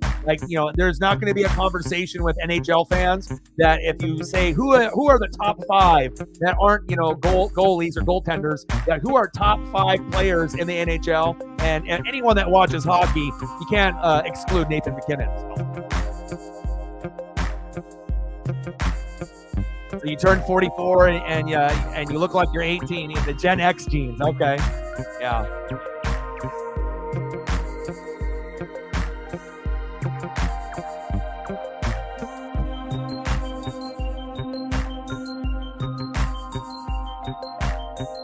But a big part of it too, is just being able to change everything that was a negative thing in my life and whatnot. So be able to lose the weight, and also, like I said, to get out of that mental health hell with like depression and anxiety, and then ended up, getting my pup, 2.5 years ago.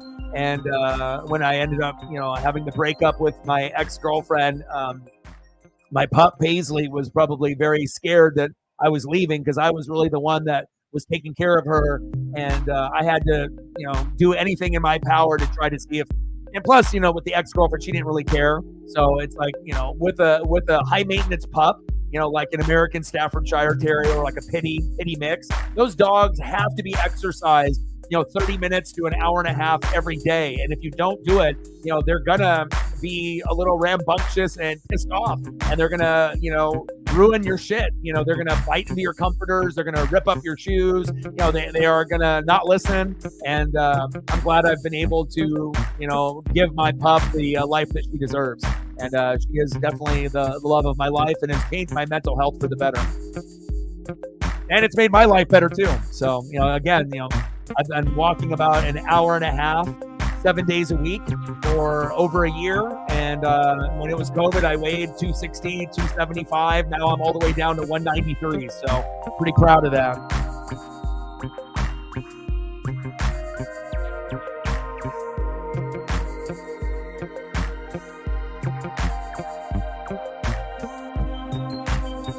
Yeah, I don't put up with any of the creepy weirdness. Like I said, I want to make sure the integrity stays 100%, But again, if we get a troll that's a male or a female, we're going to treat them equally the same. We'll see what happens, like, what they say, and then they may get the boot.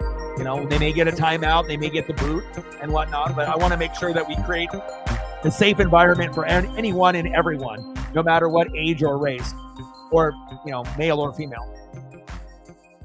And you don't really have too many places like that on social media anymore, especially when, a channel gets bigger and bigger and bigger. Typically the hosts at that point don't care.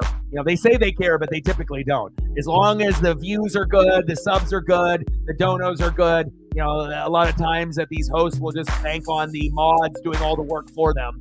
And I refuse to let that happen. I want a lot of the mods to be able to enjoy the stream and enjoy the conversation instead of just having to boot people out and to work, and not get, the proper recognition or appreciation.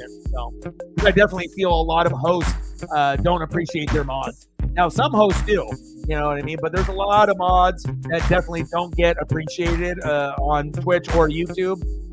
And I definitely make sure I take care of the ones that work with me. 4-2 Avs. We got a minute left in the second period.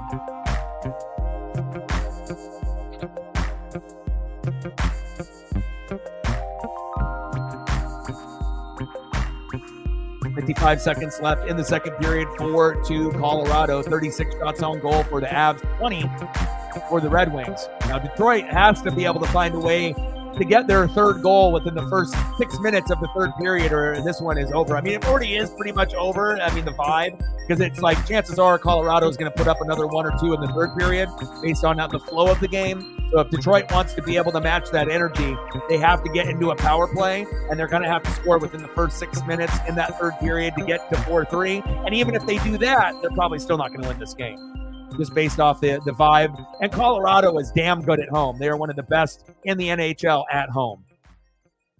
They don't lose at home that often.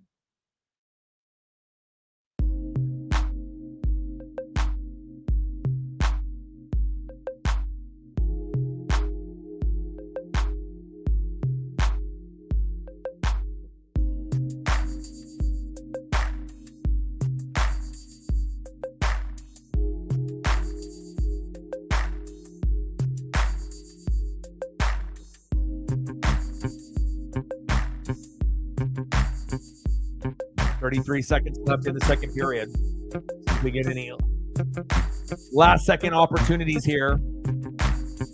And there might be a possibility for a hat trick for Colorado here. Oh! 5-2 Colorado. Oh, my. Oh, my. The wrong team got the power play. And there's the hat trick. Kale McCaw. I was kind of joking earlier that I was hoping that maybe Nathan MacKinnon or we would get a hat trick, but there it is. Hat trick, baby. It's about time where if I claim a hat trick, we better get one. We've gotten close a couple times with 2 goals, and there it is. Hat trick from Kale McCaw. Get those hats out there, baby.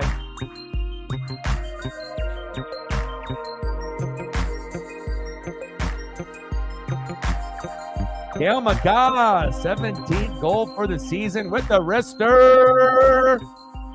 Mikko Rantanen and Jonathan Drouin with the assist. I was about to say, is it Rantanen and MacKinnon for assist as well? Because it seems like almost every goal has been assisted by Mikko Rantanen or Nathan MacKinnon.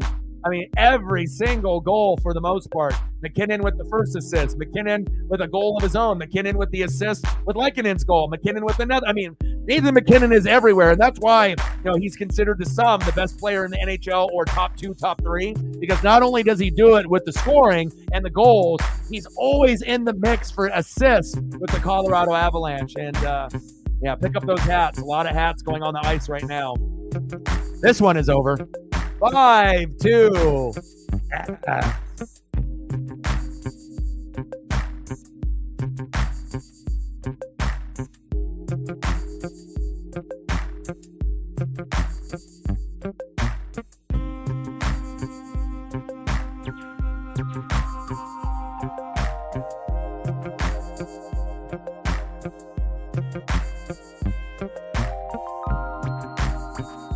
All right, Nate.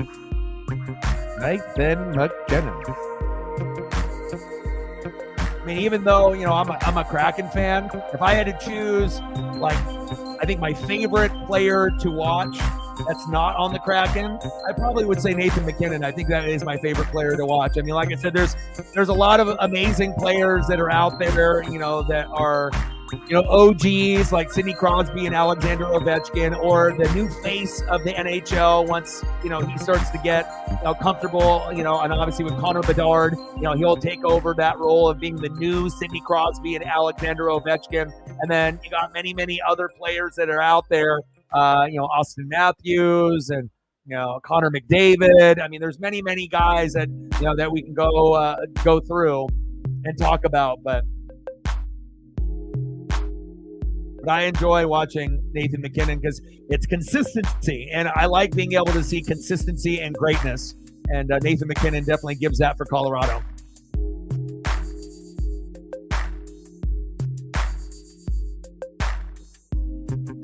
End of the second period, 5-2 Avs.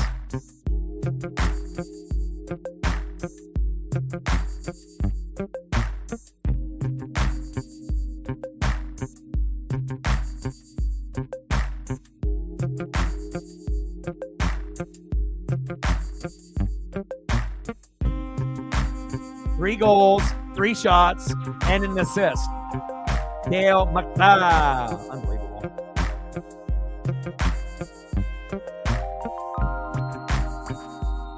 But Kucherov is fun on Tampa, right, for the Lightning. Connor McDavid is amazing. Pasta is fun to watch.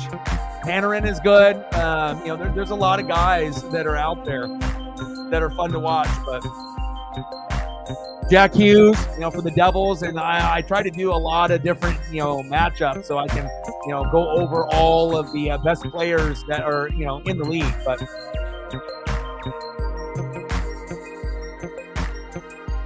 Austin Matthews right now, obviously 53 goals. Reinhardt 45, Hyman 42, Nathan MacKinnon 39, I believe, and I'm not sure that was going into the game, so I don't know if that makes it 40 now for him based off the goal tonight. But it's going to be kind of difficult to catch Austin Matthews this year. So I would assume that Matthews will end up winning that Hart Trophy because obviously if you're that many goals ahead, you're 13 or 14 ahead, and MacKinnon right now is 4th. But, as far as goals, and assists, I mean, it's going to be definitely tough to be able to find a player that is so well-rounded like Nathan MacKinnon, and that's why I like him.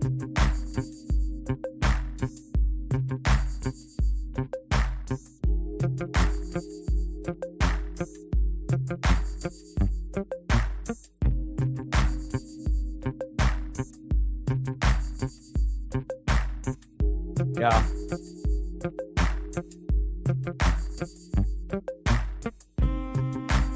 But Connor McDavid and Nathan MacKinnon are pretty fucking amazing. They're good to watch, but I think I had to watch one or the other. Or I think I would go slightly MacKinnon over McDavid, but they're both amazing. And I haven't got a chance to do too many Lightning matchups. I would love to be able to get Kucherov and to be able to, get a couple games in, but we might have to wait until we get to the playoffs before that happens. But, if they end up playing, one of these, good matchups, I wouldn't mind trying to get, Kucherov on a stream at some point. So, Rising Rhino, what's good?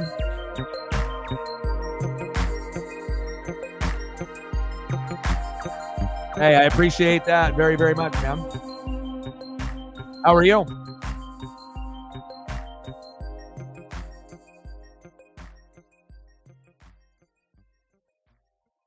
Appreciate the raid.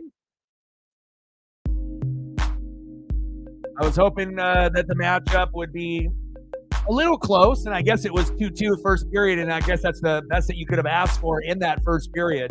30 shots on goal plus from both combined, but Colorado at home is if you're going over all the teams in the NHL, I think Colorado at home is probably, as far as their fans and that home ice advantage, they might have the best home ice advantage at home out of any team in the NHL.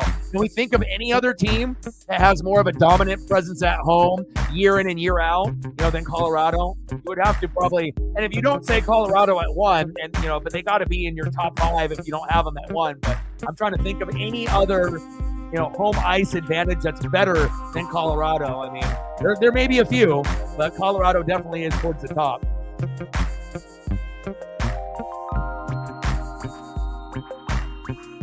Hope everyone is having a fantastic day, and make sure you're taking care of your mental health. Very, very important. The biggest battle that you're going to have is yourself every single day. So make sure you're doing the right things, checking off the boxes, and make sure that you got your mental health in order. And again, depression, anxiety, it can be very, very crippling. And again, a lot of the battles that we go through are in our own head. And sometimes things aren't as bad as they seem. But again, sometimes it's hard to see that. So I always try to make sure we are a mental health advocate here, myself. And, anything I can do to be able to make anybody's day a little bit better, I'm definitely going to do that. Thank you. You too.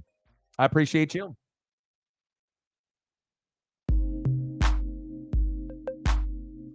Who's everybody represent in the room? 5-2 Avs.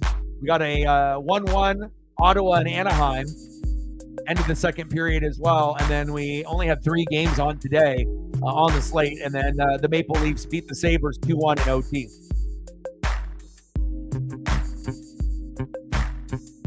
Let me know what you guys want to do for photos, Megan or Reflect. If there's anything that you guys want me to be able to pull up, let me know while we're just waiting for intermission to end. I appreciate that very, very much. And we do a little bit of everything here. We do NFL, we do college football, we do baseball, we do basketball from time to time, NASCAR from time to time, NHL, college football, we'll do March Madness, do wrestling. So literally, there really isn't anything that I don't do. And like I said, I just try to be able to create a good environment for sport fans and wrestling fans.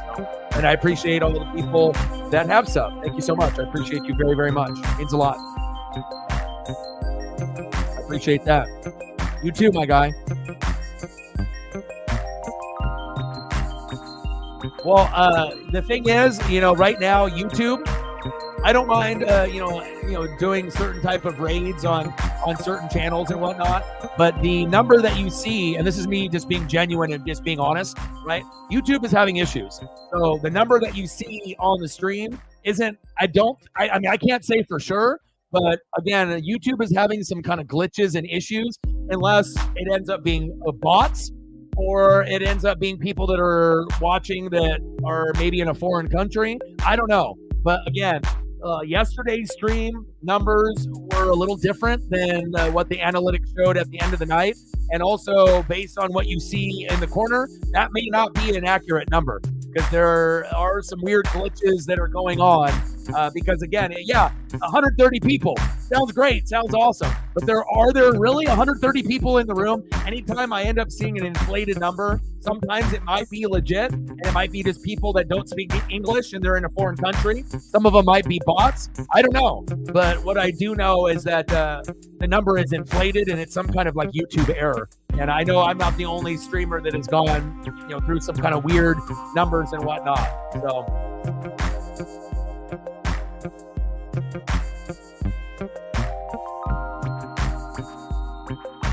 Yeah, but we typically don't raid on this channel, that often. But again, I mean, if you're assuming that I'm going to be able to raid a channel and you're going to have 131 people come in there, realistically, we probably have, unless the algorithm is, going whatever, but realistically, we probably have 20 people in the room right now, or 30.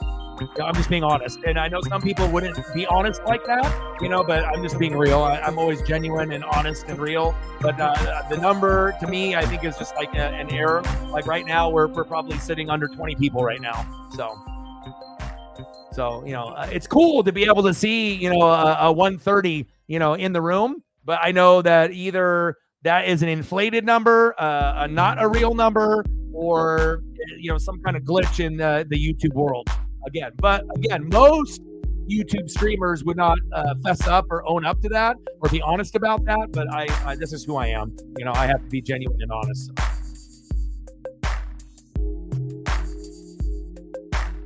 Yeah, but again, I don't raid. I don't raid people because they raid me first. So if that was the whole intention of raiding a channel, and then you see how many people are in the room, and then you're gonna get a raid back, I don't do that. So. That's not something that we typically do, here on the channel. And so at some point, would I, be okay, doing a raid? Yeah, but again, normally we don't have enough people, in the room to even have a successful raid for another channel. So, if we're going to end up doing it, we'll do it on our terms. We're not going to do it because someone wants us to do it or tells us to do it. You know what I'm saying? I've worked very, very hard, to get to this point on the channel. And again, I'm always willing to help people. But again, the intentions have to be pure and they have to be genuine. So it's like if you're only going to come in here and raid because you assume that I'm going to raid back and you see how many people that are watching, that to me is not really genuine intentions. You know what I mean? That's like you're trying to capitalize based off a number and trying to be able to, gain something from me. You know what I mean? And again, if we ended up doing a raid, we probably only have 20 people in the room or less right now. So if you think you're going to get 131 people that are going to come over, and then all of a sudden you're going to get all these subs and all these views, like I said, there's some kind of glitch or something that's going on in YouTube right now. So.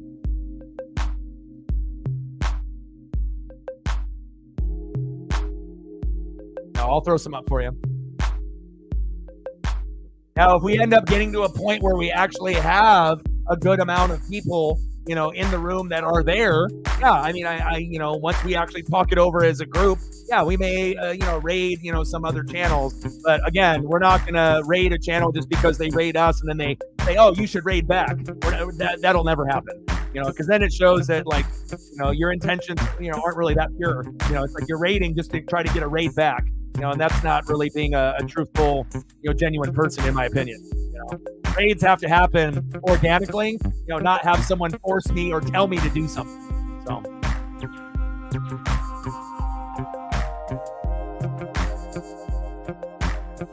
But that's something that we're going to have to do on our end as a group and talk about it.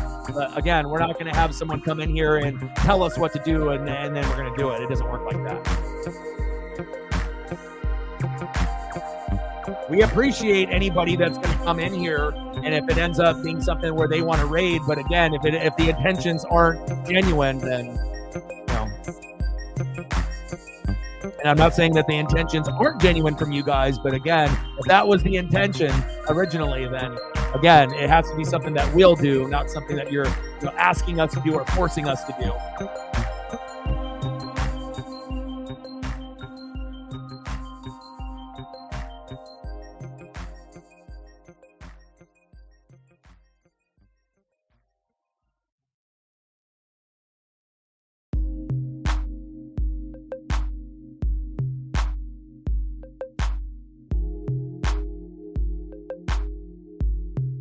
I don't know. I read between the lines pretty good. So I read the room, and I read situation. I read people pretty well. And again, a lot of times people want to use other people for their benefit. So, and I'm not necessarily saying that's what you guys had intended, but again, whatever rating you assume that you were going to get out of 130 people that are in the room, and then it's going to be able to like bankroll the channel, and it's going to be a big day. Again, YouTube has some kind of glitches and whatnot. So, like I said, the reality is, 130 is not accurate. If I had to take a guess right now, I would say probably under 20. So.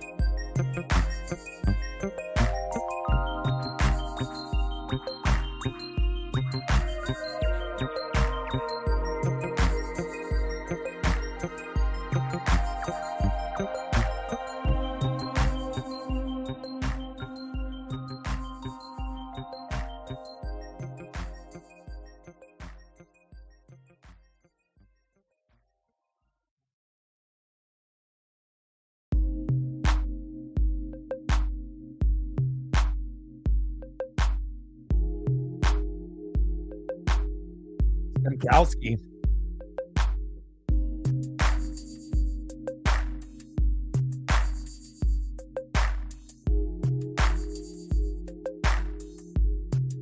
Yeah, and always a rule of thumb, if someone raids the channel, right, and does that, and then you're just asking or telling us that we should raid back, that's not like a very cool thing to do. You know what I mean? In the future, I would recommend not doing that to any other channel, because you're going to get the same type of results that you're getting from me right now. Because then it shows that like your intentions really aren't like pure, honest, and genuine. It's like you're trying to use us and take advantage of us. And I'm not about that life. And again, if you ended up seeing, 8 people in the room, would you have said the same thing? Probably not. So again, it all is about being honest, genuine, good human beings, and not trying to use people. And again, you see a 129, but what happens if that number is a 9? Are you still saying the same thing? Probably not. So, anytime any other channels end up, raiding a channel, never, go in a room to any other streamer and say, yeah, you need to raid back. You're never going to get a raid back normally, unless it's just, 2 brand new streamers that are just going to do that because they don't know any better.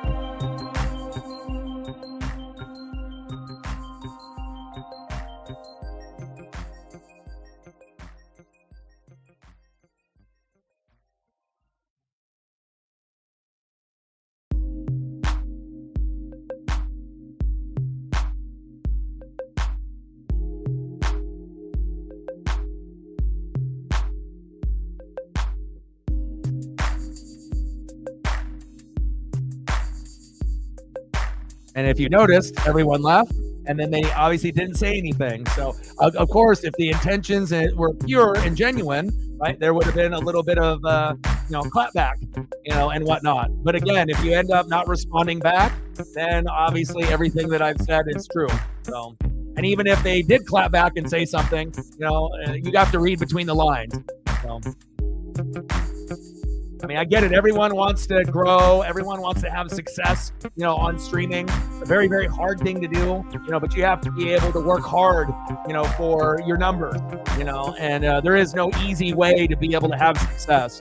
You have to be consistent,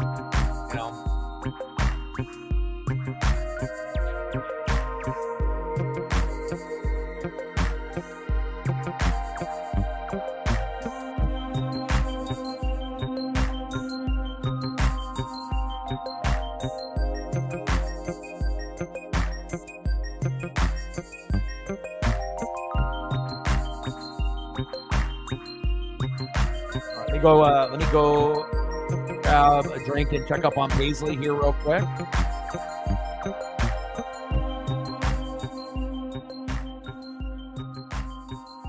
You feel like you're old? Well, half of our fan base is over 40. So half of our fan base is under 40. Half of the fan base is over 40. So you're not that old.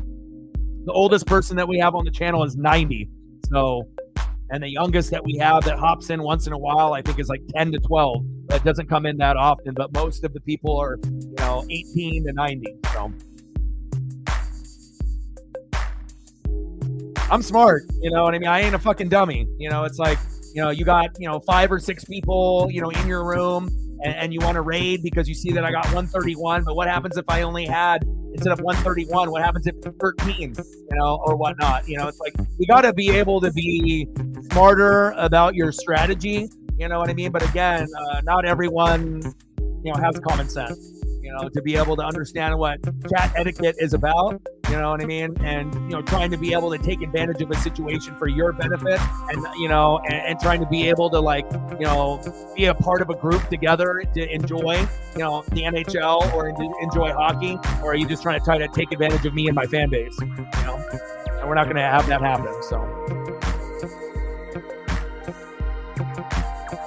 that is a great thing to be able to, see. I don't like to necessarily call out a spade as a spade, but, not a lot is, and like I said, I'm not going to be right all the time, with everything that goes down with sports and wrestling. Everyone's going to have their own opinions and whatnot. But I feel like even if I don't see you face to face, I can kind of read the room and read the situation pretty damn well.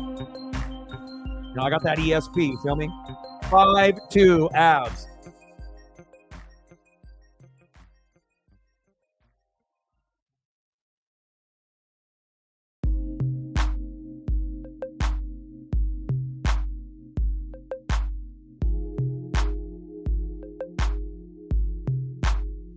Nothing wrong being 20. I mean, hell, I got people that mistake me for being 25 or 28 or 31 or 35. But I was born in 82. I'm 41, but I don't feel I look 41, but I don't feel like I act, like I feel like with my vibe and everything, my vibe is always going to be a vibe of a college kid. I feel like my brain and my maturity and, is going to be someone, 40 and up. But I feel like I can vibe with anybody. It can be, people that are in their 20s, in their 30s, and I can easily vibe with music and pop culture and everything that's going on that, for the younger generation.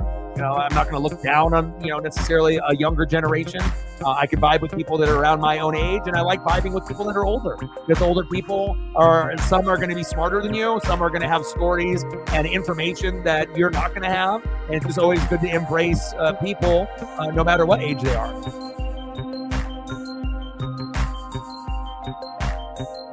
But I feel like my knowledge is someone is someone that is, 60, 70, 80, 90 years old knowledge-wise. But I feel like my vibe and my energy is always going to be someone as a college kid. I'm always going to have that high energy for the rest of my life. It's always how I've been. So 18 minutes and counting in the third period, 5-2 Avs.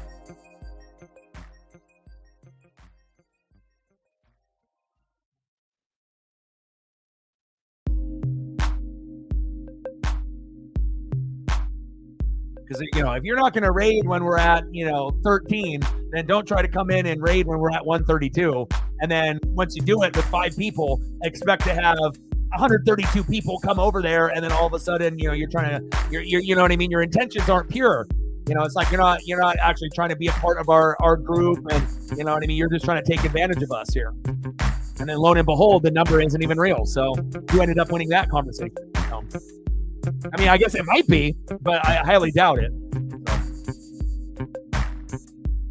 But again, I guess it looks good. You're going to get people that are going to be headhunting, looking for ways to take advantage when we have a number like this, And it also will help us get subs, based off that number. I mean, of course, you want numbers to be genuine and you want them to be real. But again, I'm not controlling the platform. So, hell, if they want to have it show that we have 100 people in the room for the rest of my life, so be it. I'm happy with that. That would be great for us. That would help us get more subs, more views, more donos. But at the end of the day, don't come in with a raid and ask for a raid in return.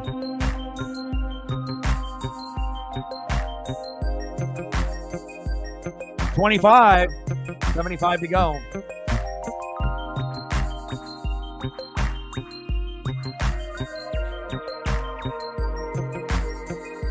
Colorado power play. They're pacing for 7 goals. Will they get it? And we'll see if Detroit can get at least one more for pride. But this might end up being a 6-2 game when it's all said and done, or maybe even 7-2 or 6-3. I mean, it feels like Detroit is kind of like on the cusp. But again, 40 shots on goal to 21. You know, all that energy and aggressiveness that Detroit had in the first period is completely gone. Uncle Mo came into the room and slapped him around, and it's been Colorado ever since.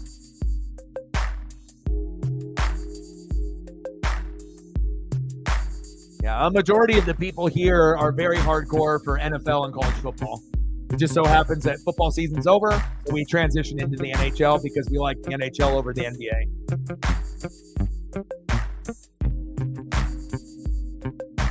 Yeah, we're fanatics here. You know, we're not average. So, yeah. But I would say a majority of the fan base is very, very hardcore NFL and college football. I mean, that's kind of our number one thing to do or to talk about. You know, but then also we have a lot of love for wrestling, AEW, WWE, a lot of love for MLB, a lot of love for NHL. You know, I got some love for NASCAR. I love that as well, even though others don't like it as much as me. The only thing that I think everyone is a little down on is the NBA because it's just not really that good of a product. But again, we'll still do a few NBA streams throughout the year and maybe a little bit in the playoffs. I did the All-Star game festivities, and every once in a while I would do a Blazer game. But you know, the Blazers are fucking terrible. They're like bottom 5 team. All their starters are hurt, so there's no point of me wasting time doing the Blazers, even though, you know, I'm a Blazer fan. But it's like, it's a shit product. It's like, you know, the team is shitty, the NBA is shitty. I would rather do a garbage NHL matchup than a good NBA matchup. That shows you where we're at with the NBA. But I am excited about Caitlin Clark and the March Madness for the men's and the women's. And we will do some March Madness streams for sure, 100%. And I may even do Caitlin Clark. I might actually do some Iowa Hawkeye Caitlin Clark March Madness streams for her specifically because she's a bigger name than any of the men that are playing right now. So she is must-see TV. Yeah, we got some Chief fans that are a part of the channel.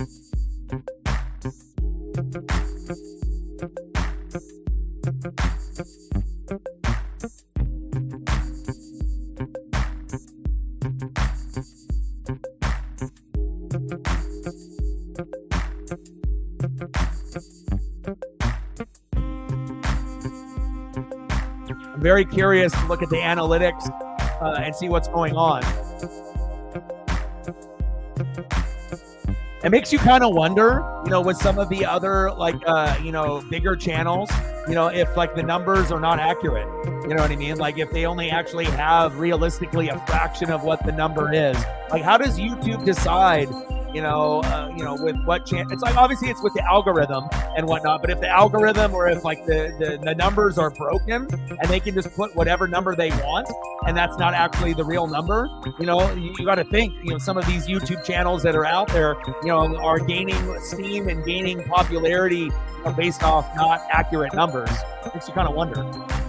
You know, you see people that, you know, end up having 100, 200, 300, 400. What if in reality, you know, 129 people actually ends up only being 9 people or 29 people or 19 people, you know? Makes you wonder.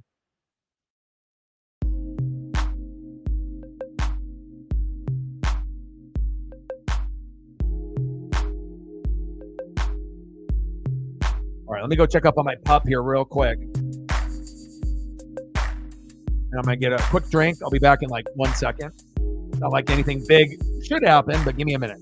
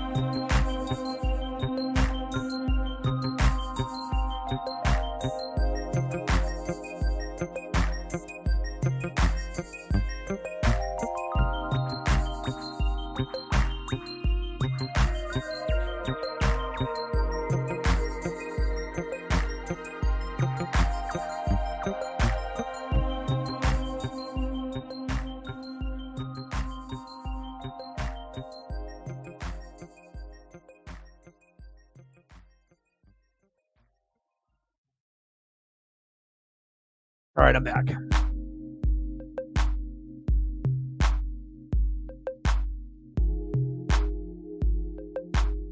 5-2 Avs.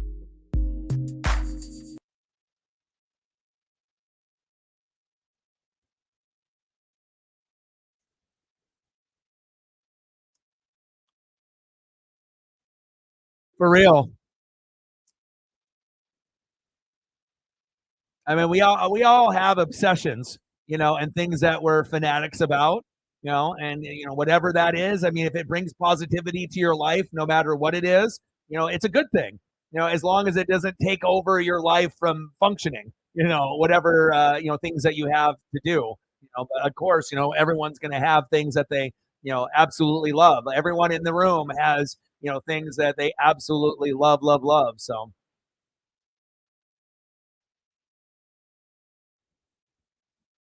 here, honey.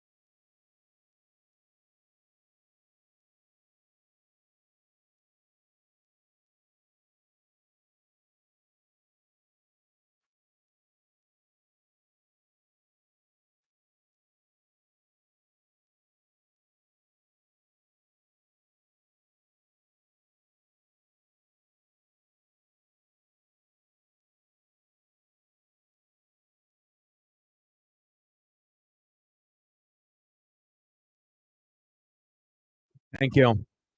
It's my world, my life. I've never felt a love like this in my life ever. I've never felt this type of way, and it's been such a good thing for me.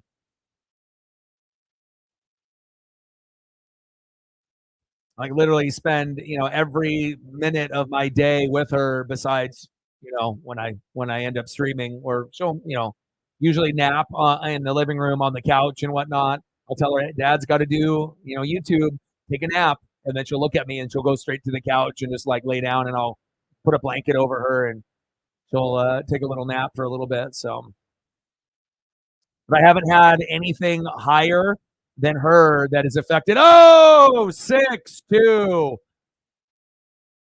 Wow. Avs score again.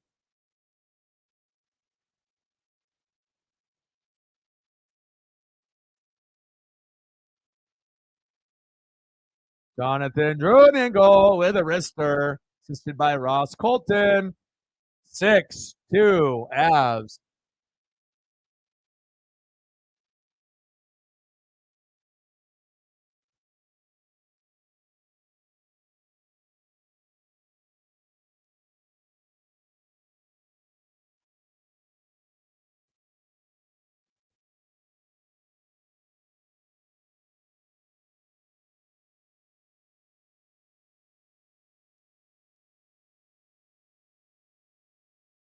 47 shots on goal for the Avs.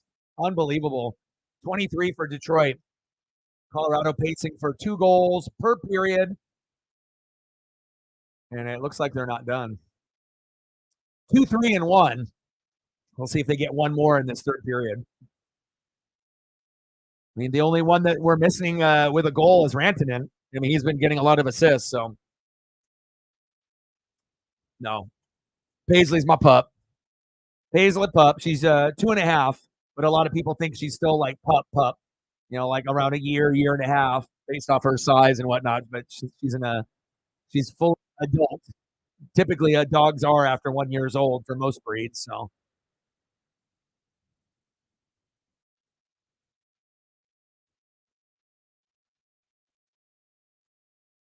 Yeah.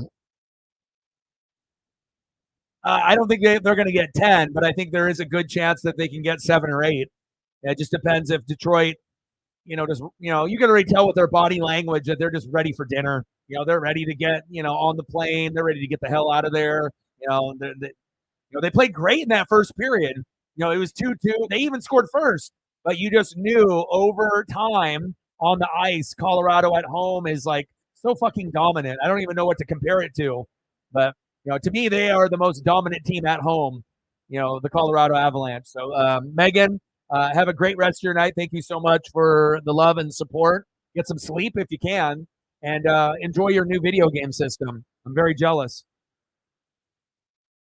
And enjoy those new elephants that you got, too, from your friend. We got 10 minutes left in the third period, 6-2 Avs.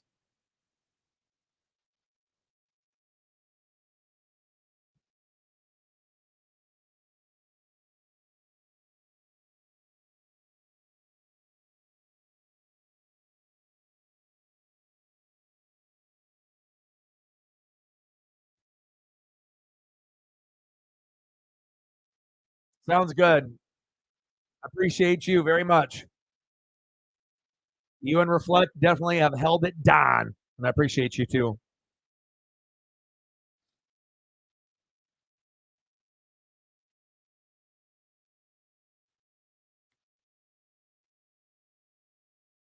$25, $75 to go.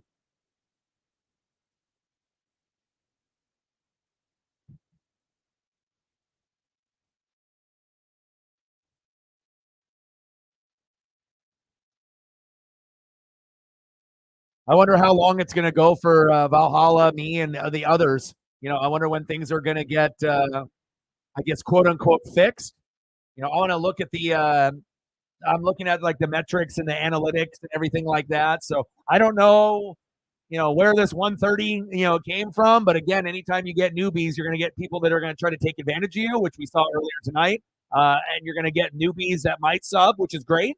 I mean, it can't do any harm, to the channel when you see 100 people or more. But then it kind of makes you wonder, when are things going to be, accurate? But hell, I'll take it.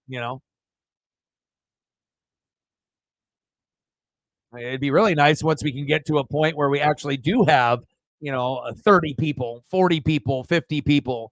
Just got to keep grinding, and then eventually break through with something, and then hopefully, we can end up gaining some more consistency.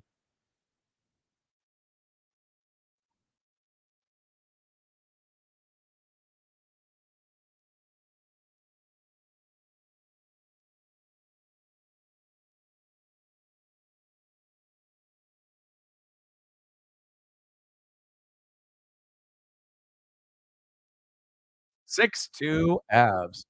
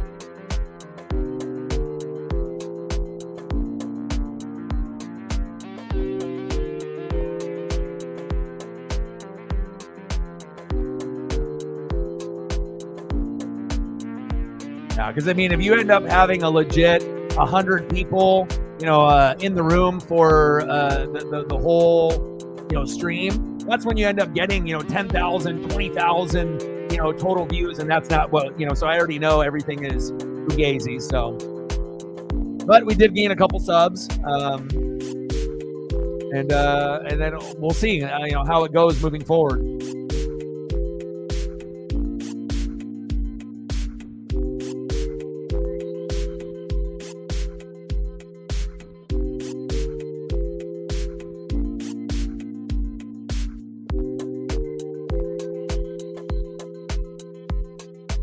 Nine minutes to go in the third period, 6-2 Avs. Yeah, I mean, like I said, there's a lot of streamers that are out there, you know what I mean? And some of them I don't like, just based on, interactions or what I've seen and, interaction and whatnot. But Valhalla, is one of the ones I actually do like.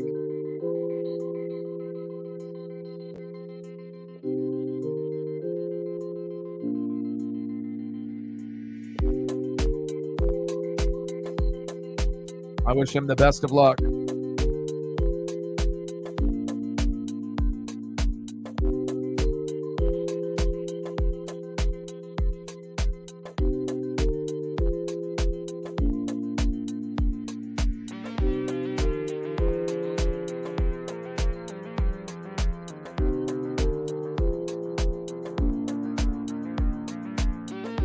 All right, take care, Reflect.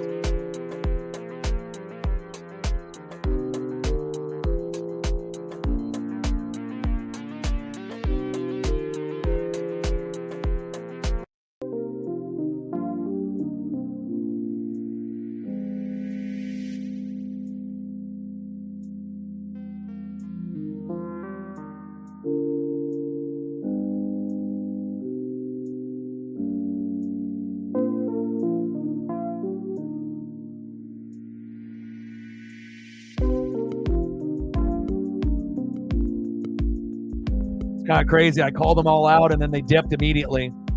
But that's how it goes, man.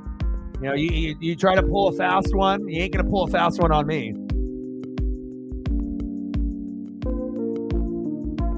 Only if intentions are pure and genuine.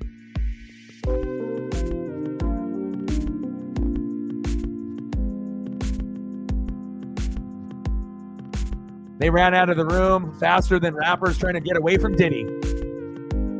Big facts. They got the hell out of there.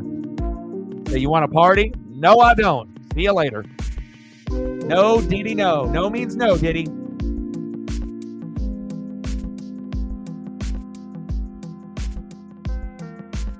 $7:35 left in the third period. 6-2 Avs.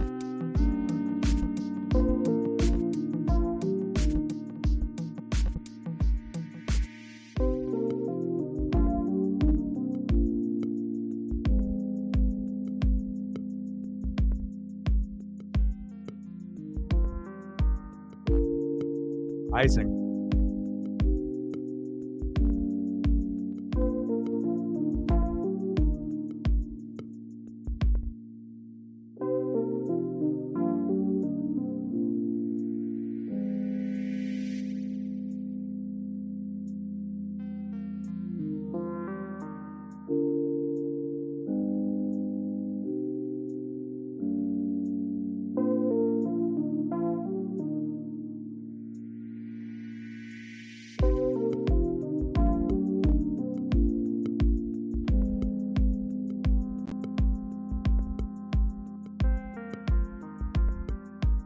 So I figured some of it out on there. So when Valhalla streams, Sarah, does he stream on multiple platforms? Like, does he stream like me, like on YouTube and like on Twitter/X, or does he only stream on YouTube and that's it? Do you know? Because I figured it out. At least for tonight. So it's not necessarily a YouTube like glitch, or anything like that. right? It's people on Twitter/X that are watching us. So that's what happens. So sometimes you'll see someone that has like the Twitter or X symbol next to their picture instead of the YouTube symbol. And when they come in from Twitter/X and they type, right, then it's going to come up with like the Twitter or X symbol next to their name. So that's when you know they're from that, side of it rather than the YouTube side. So it wasn't, Japan or Germany or people that don't speak English or anything like that. From this particular stream, it's from the people that are watching on Twitter/X. And I've had some pretty big numbers of people watching, when I, because I do, both at the same time. And so that makes sense because I had to check. I'm looking at the numbers here. I'm looking at the numbers there. And so that's what it ended up being. Because, we have 20,000 subs on Plus, on the YouTube side. And I have, about 3,500, on the X Twitter side. So, if you end up having 100, 200, 300 people. So next time you talk to him, ask him if he's streaming at the same time and if he's linking his YouTube stream to something else like Twitter X or Facebook or whatever. And then if you actually, click on the video through Twitter X or whatever, it'll show how many people are watching supposedly on there. And so for this particular stream, the difference is the people that are watching there. So salute to the people that are watching on Twitter/X. So maybe that's what happened yesterday too, and maybe what happened with Valhalla. But sometimes it ends up being like, okay, is this some kind of glitch, or is it like someone from a foreign country, or is it bots? But I just clicked over to see how many people were engaged or watching there, and that was the difference. So I don't know if that was the case yesterday, but for today, that's where the difference is. So it'll say the amount of people, but the amount of people is connected to Twitter/X. So if that ends up being something where it's going to be connected and linked together, the numbers, because before the numbers weren't linked, because there were some streams where I would have 100, 200, 300, 500 people on Twitter/X, and we would only have, maybe 50 people in the room or less here, but the numbers wouldn't connect. It would only show the people watching on YouTube, and then the stats were separate. But maybe now the stats are linking together, and if that's the case, I hope it connects moving forward, because if it does, it's going to be a good thing for us. Because again, I usually have a decent, sometimes we'll have, 20 people on the Twitter X side, sometimes 50, sometimes 100, but sometimes, I'll have 500, 1,000, total views on. Sometimes the views are higher over there. So, but that I had to take a peek to see. So.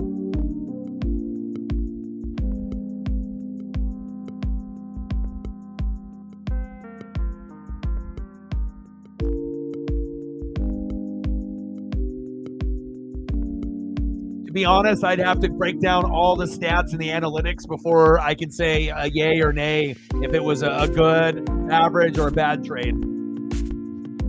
But hell, I hope they do connect it moving forward, because then that would give me an incentive to connect more things to it if I could. I don't think I would want to do it for obviously Instagram or Facebook like that, keep that shit separate. And I don't really have anything else that I use, but I like to be able to connect, Twitter/X. Bang! Another goal. 7-2. Jean-Luc Foudy. Jean-Luc with the goal. Man, I hope so. Because if they do connect, moving forward, this could be big, big, big for us. This could be like the single thing that helps us, break through in the channel, to get more subs, more views, more likes, more donos, more presence, being based on seeing that type of number, I wish I knew people through YouTube and Twitter to, but again, I don't know if it's just going to be a once in a while thing or if it's going to be moving forward, but that makes a hell of a lot more sense now. So yeah, we got to be able to do our research for anything before we come up. See, like a lot of channels and a lot of people, you'll ask a question and they'll give an immediate answer. They don't know. They're just saying that to say an answer. But for us here, we like to actually do a lot of stats, analytics, research, film study before we actually come with a conclusion. And that's the difference between us here and a lot of other channels. mean, we're really big on metric stats, film, and that's why a lot of ESP and a lot of predictions come true, and people come here, based off my predictions and based off my picks. There's a lot more time is being put in here compared to other channels, and not just me, but the others in the room, like Sarah, Matt, and a few others like Reflect, and a few of the other goats as well.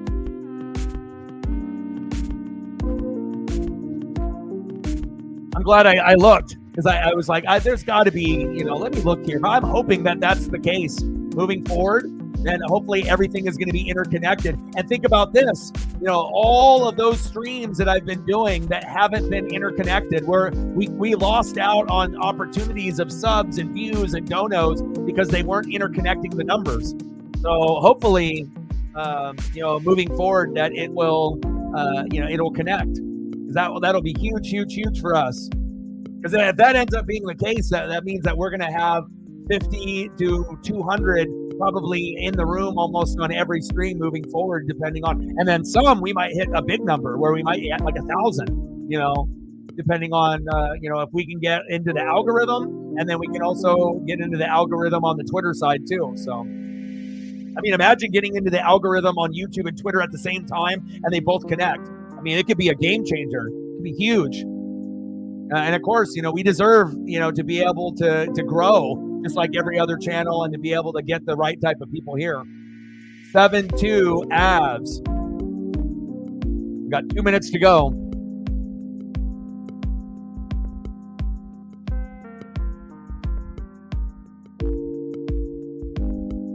And again, it also will help with the people that share, based on their followers. So the more likes and retweets that we get on my live stream when I'm on Twitter, if it's going to interconnect, it's going to be more critical for us. So we want to make sure we have at least a minimum of 4 likes and 4 retweets or shares on every stream moving forward. And if we can't get 4 and 4, at least 3 and 3. And then hopefully at some point we can get that number up higher with 5 and 5, 7 and 7. And when that happens, then things will definitely skyrocket. So.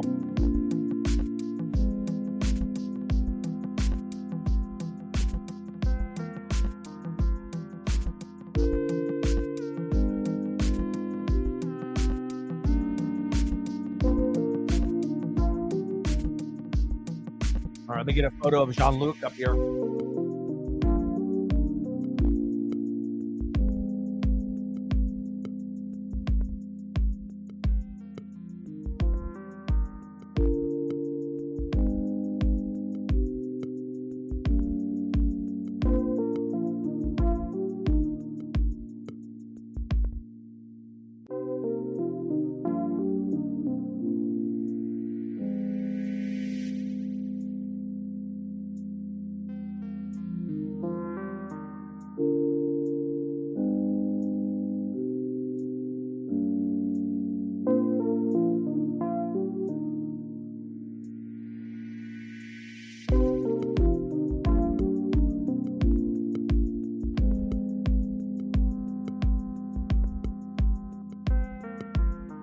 Well, at least I figured it out. I'm pretty crafty. Like I said, I'm always looking at the stats and the analytics and whatnot, but I'm hoping that ends up being, being legit, down the road. And I think about how many, screens that we, kind of got cheated out on a potential growth spurt, and then especially with like Mariners and Dodgers and whatnot. I mean, it could be a big game changer, moving forward. I hope it ends up being a thing that ends up being legit moving forward, like every day. Could be the thing that we need.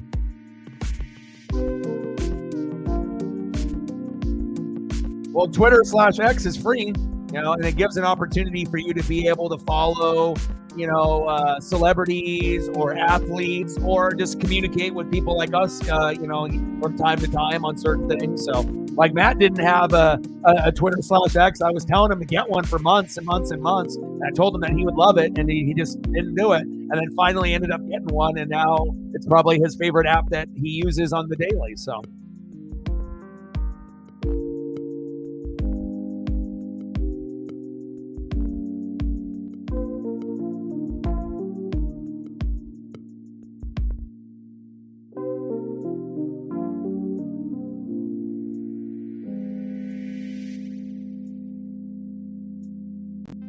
So NFL Network's Good Morning Football is ending starting March 29th after 7 years on TV, and it's expected to start again right before the NFL season in Los Angeles with only a 2-hour show. Interesting. Traeger, little bitch ass. All right, we got less than 30 seconds to go. 7-2 Avs. Shout out to all the people watching on Twitter/X. I appreciate you very, very much, as well as the people that are in the room.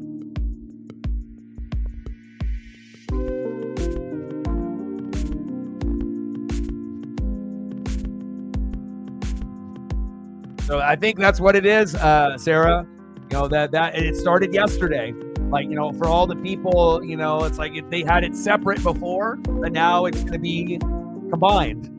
So, or maybe it just took longer for them to do it, you know, for my channel or whatever. But think about all those other channels that were being able to have that for them. And then I'm just sitting here, you know, on some streams with like less than 20 or less than 10, where it could have looked like something like this. And then again, then that would attract obviously more eyeballs, you know, to the stream. Because hell, I mean, if you got 26 people in the room or 126, that's a huge difference, right? So I mean, I don't know if they've been screwing me over, you know, for the last year and whatnot since I've linked the Twitter X account. But, you know, it is what it is. Everything happens for a reason, right? And the game is over. Final score, 7-2 Avs. Well, I love you guys and I appreciate you guys very, very much. And let me take a look at the final stat line. 54 shots on goal for Colorado, 29 for the Red Wings, 26 hits for Detroit, 11 for the Avs, 18 penalty minutes for Detroit, 10 for Colorado. At home, 25-6-0, plus 55 goal differential, the best in the NHL, the Colorado Avalanche. Unbelievable. Well, I love you guys and I appreciate you guys very, very much. I hope you guys enjoyed the show. And again, shout out to Reflect and for Megan. And then hopefully these numbers are going to be connected from, you know, the rest of the way. It's going to give us an opportunity to grow finally, you know, for the people, you know, and all those streams on Twitter X where I had a shitload of people. I mean, imagine, you know, if we ended up doing streams like during football season and it shows like a 500 on the screen, we would have had such a big growth spurt. So, you know, maybe missed an opportunity back then, but if this is going to be how it's going to be moving forward, we're going to be doing some really amazing things numbers wise moving forward. So I love you guys and I appreciate you guys very much. Shout out to Sarah, TNT, Matt, and everyone else, Dwayne, and everyone watching on Twitter/X.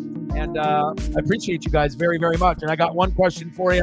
Who you know talk sports like us? Your boy Ryan, Northwest Sports Fanatics, and I'm out. Okay.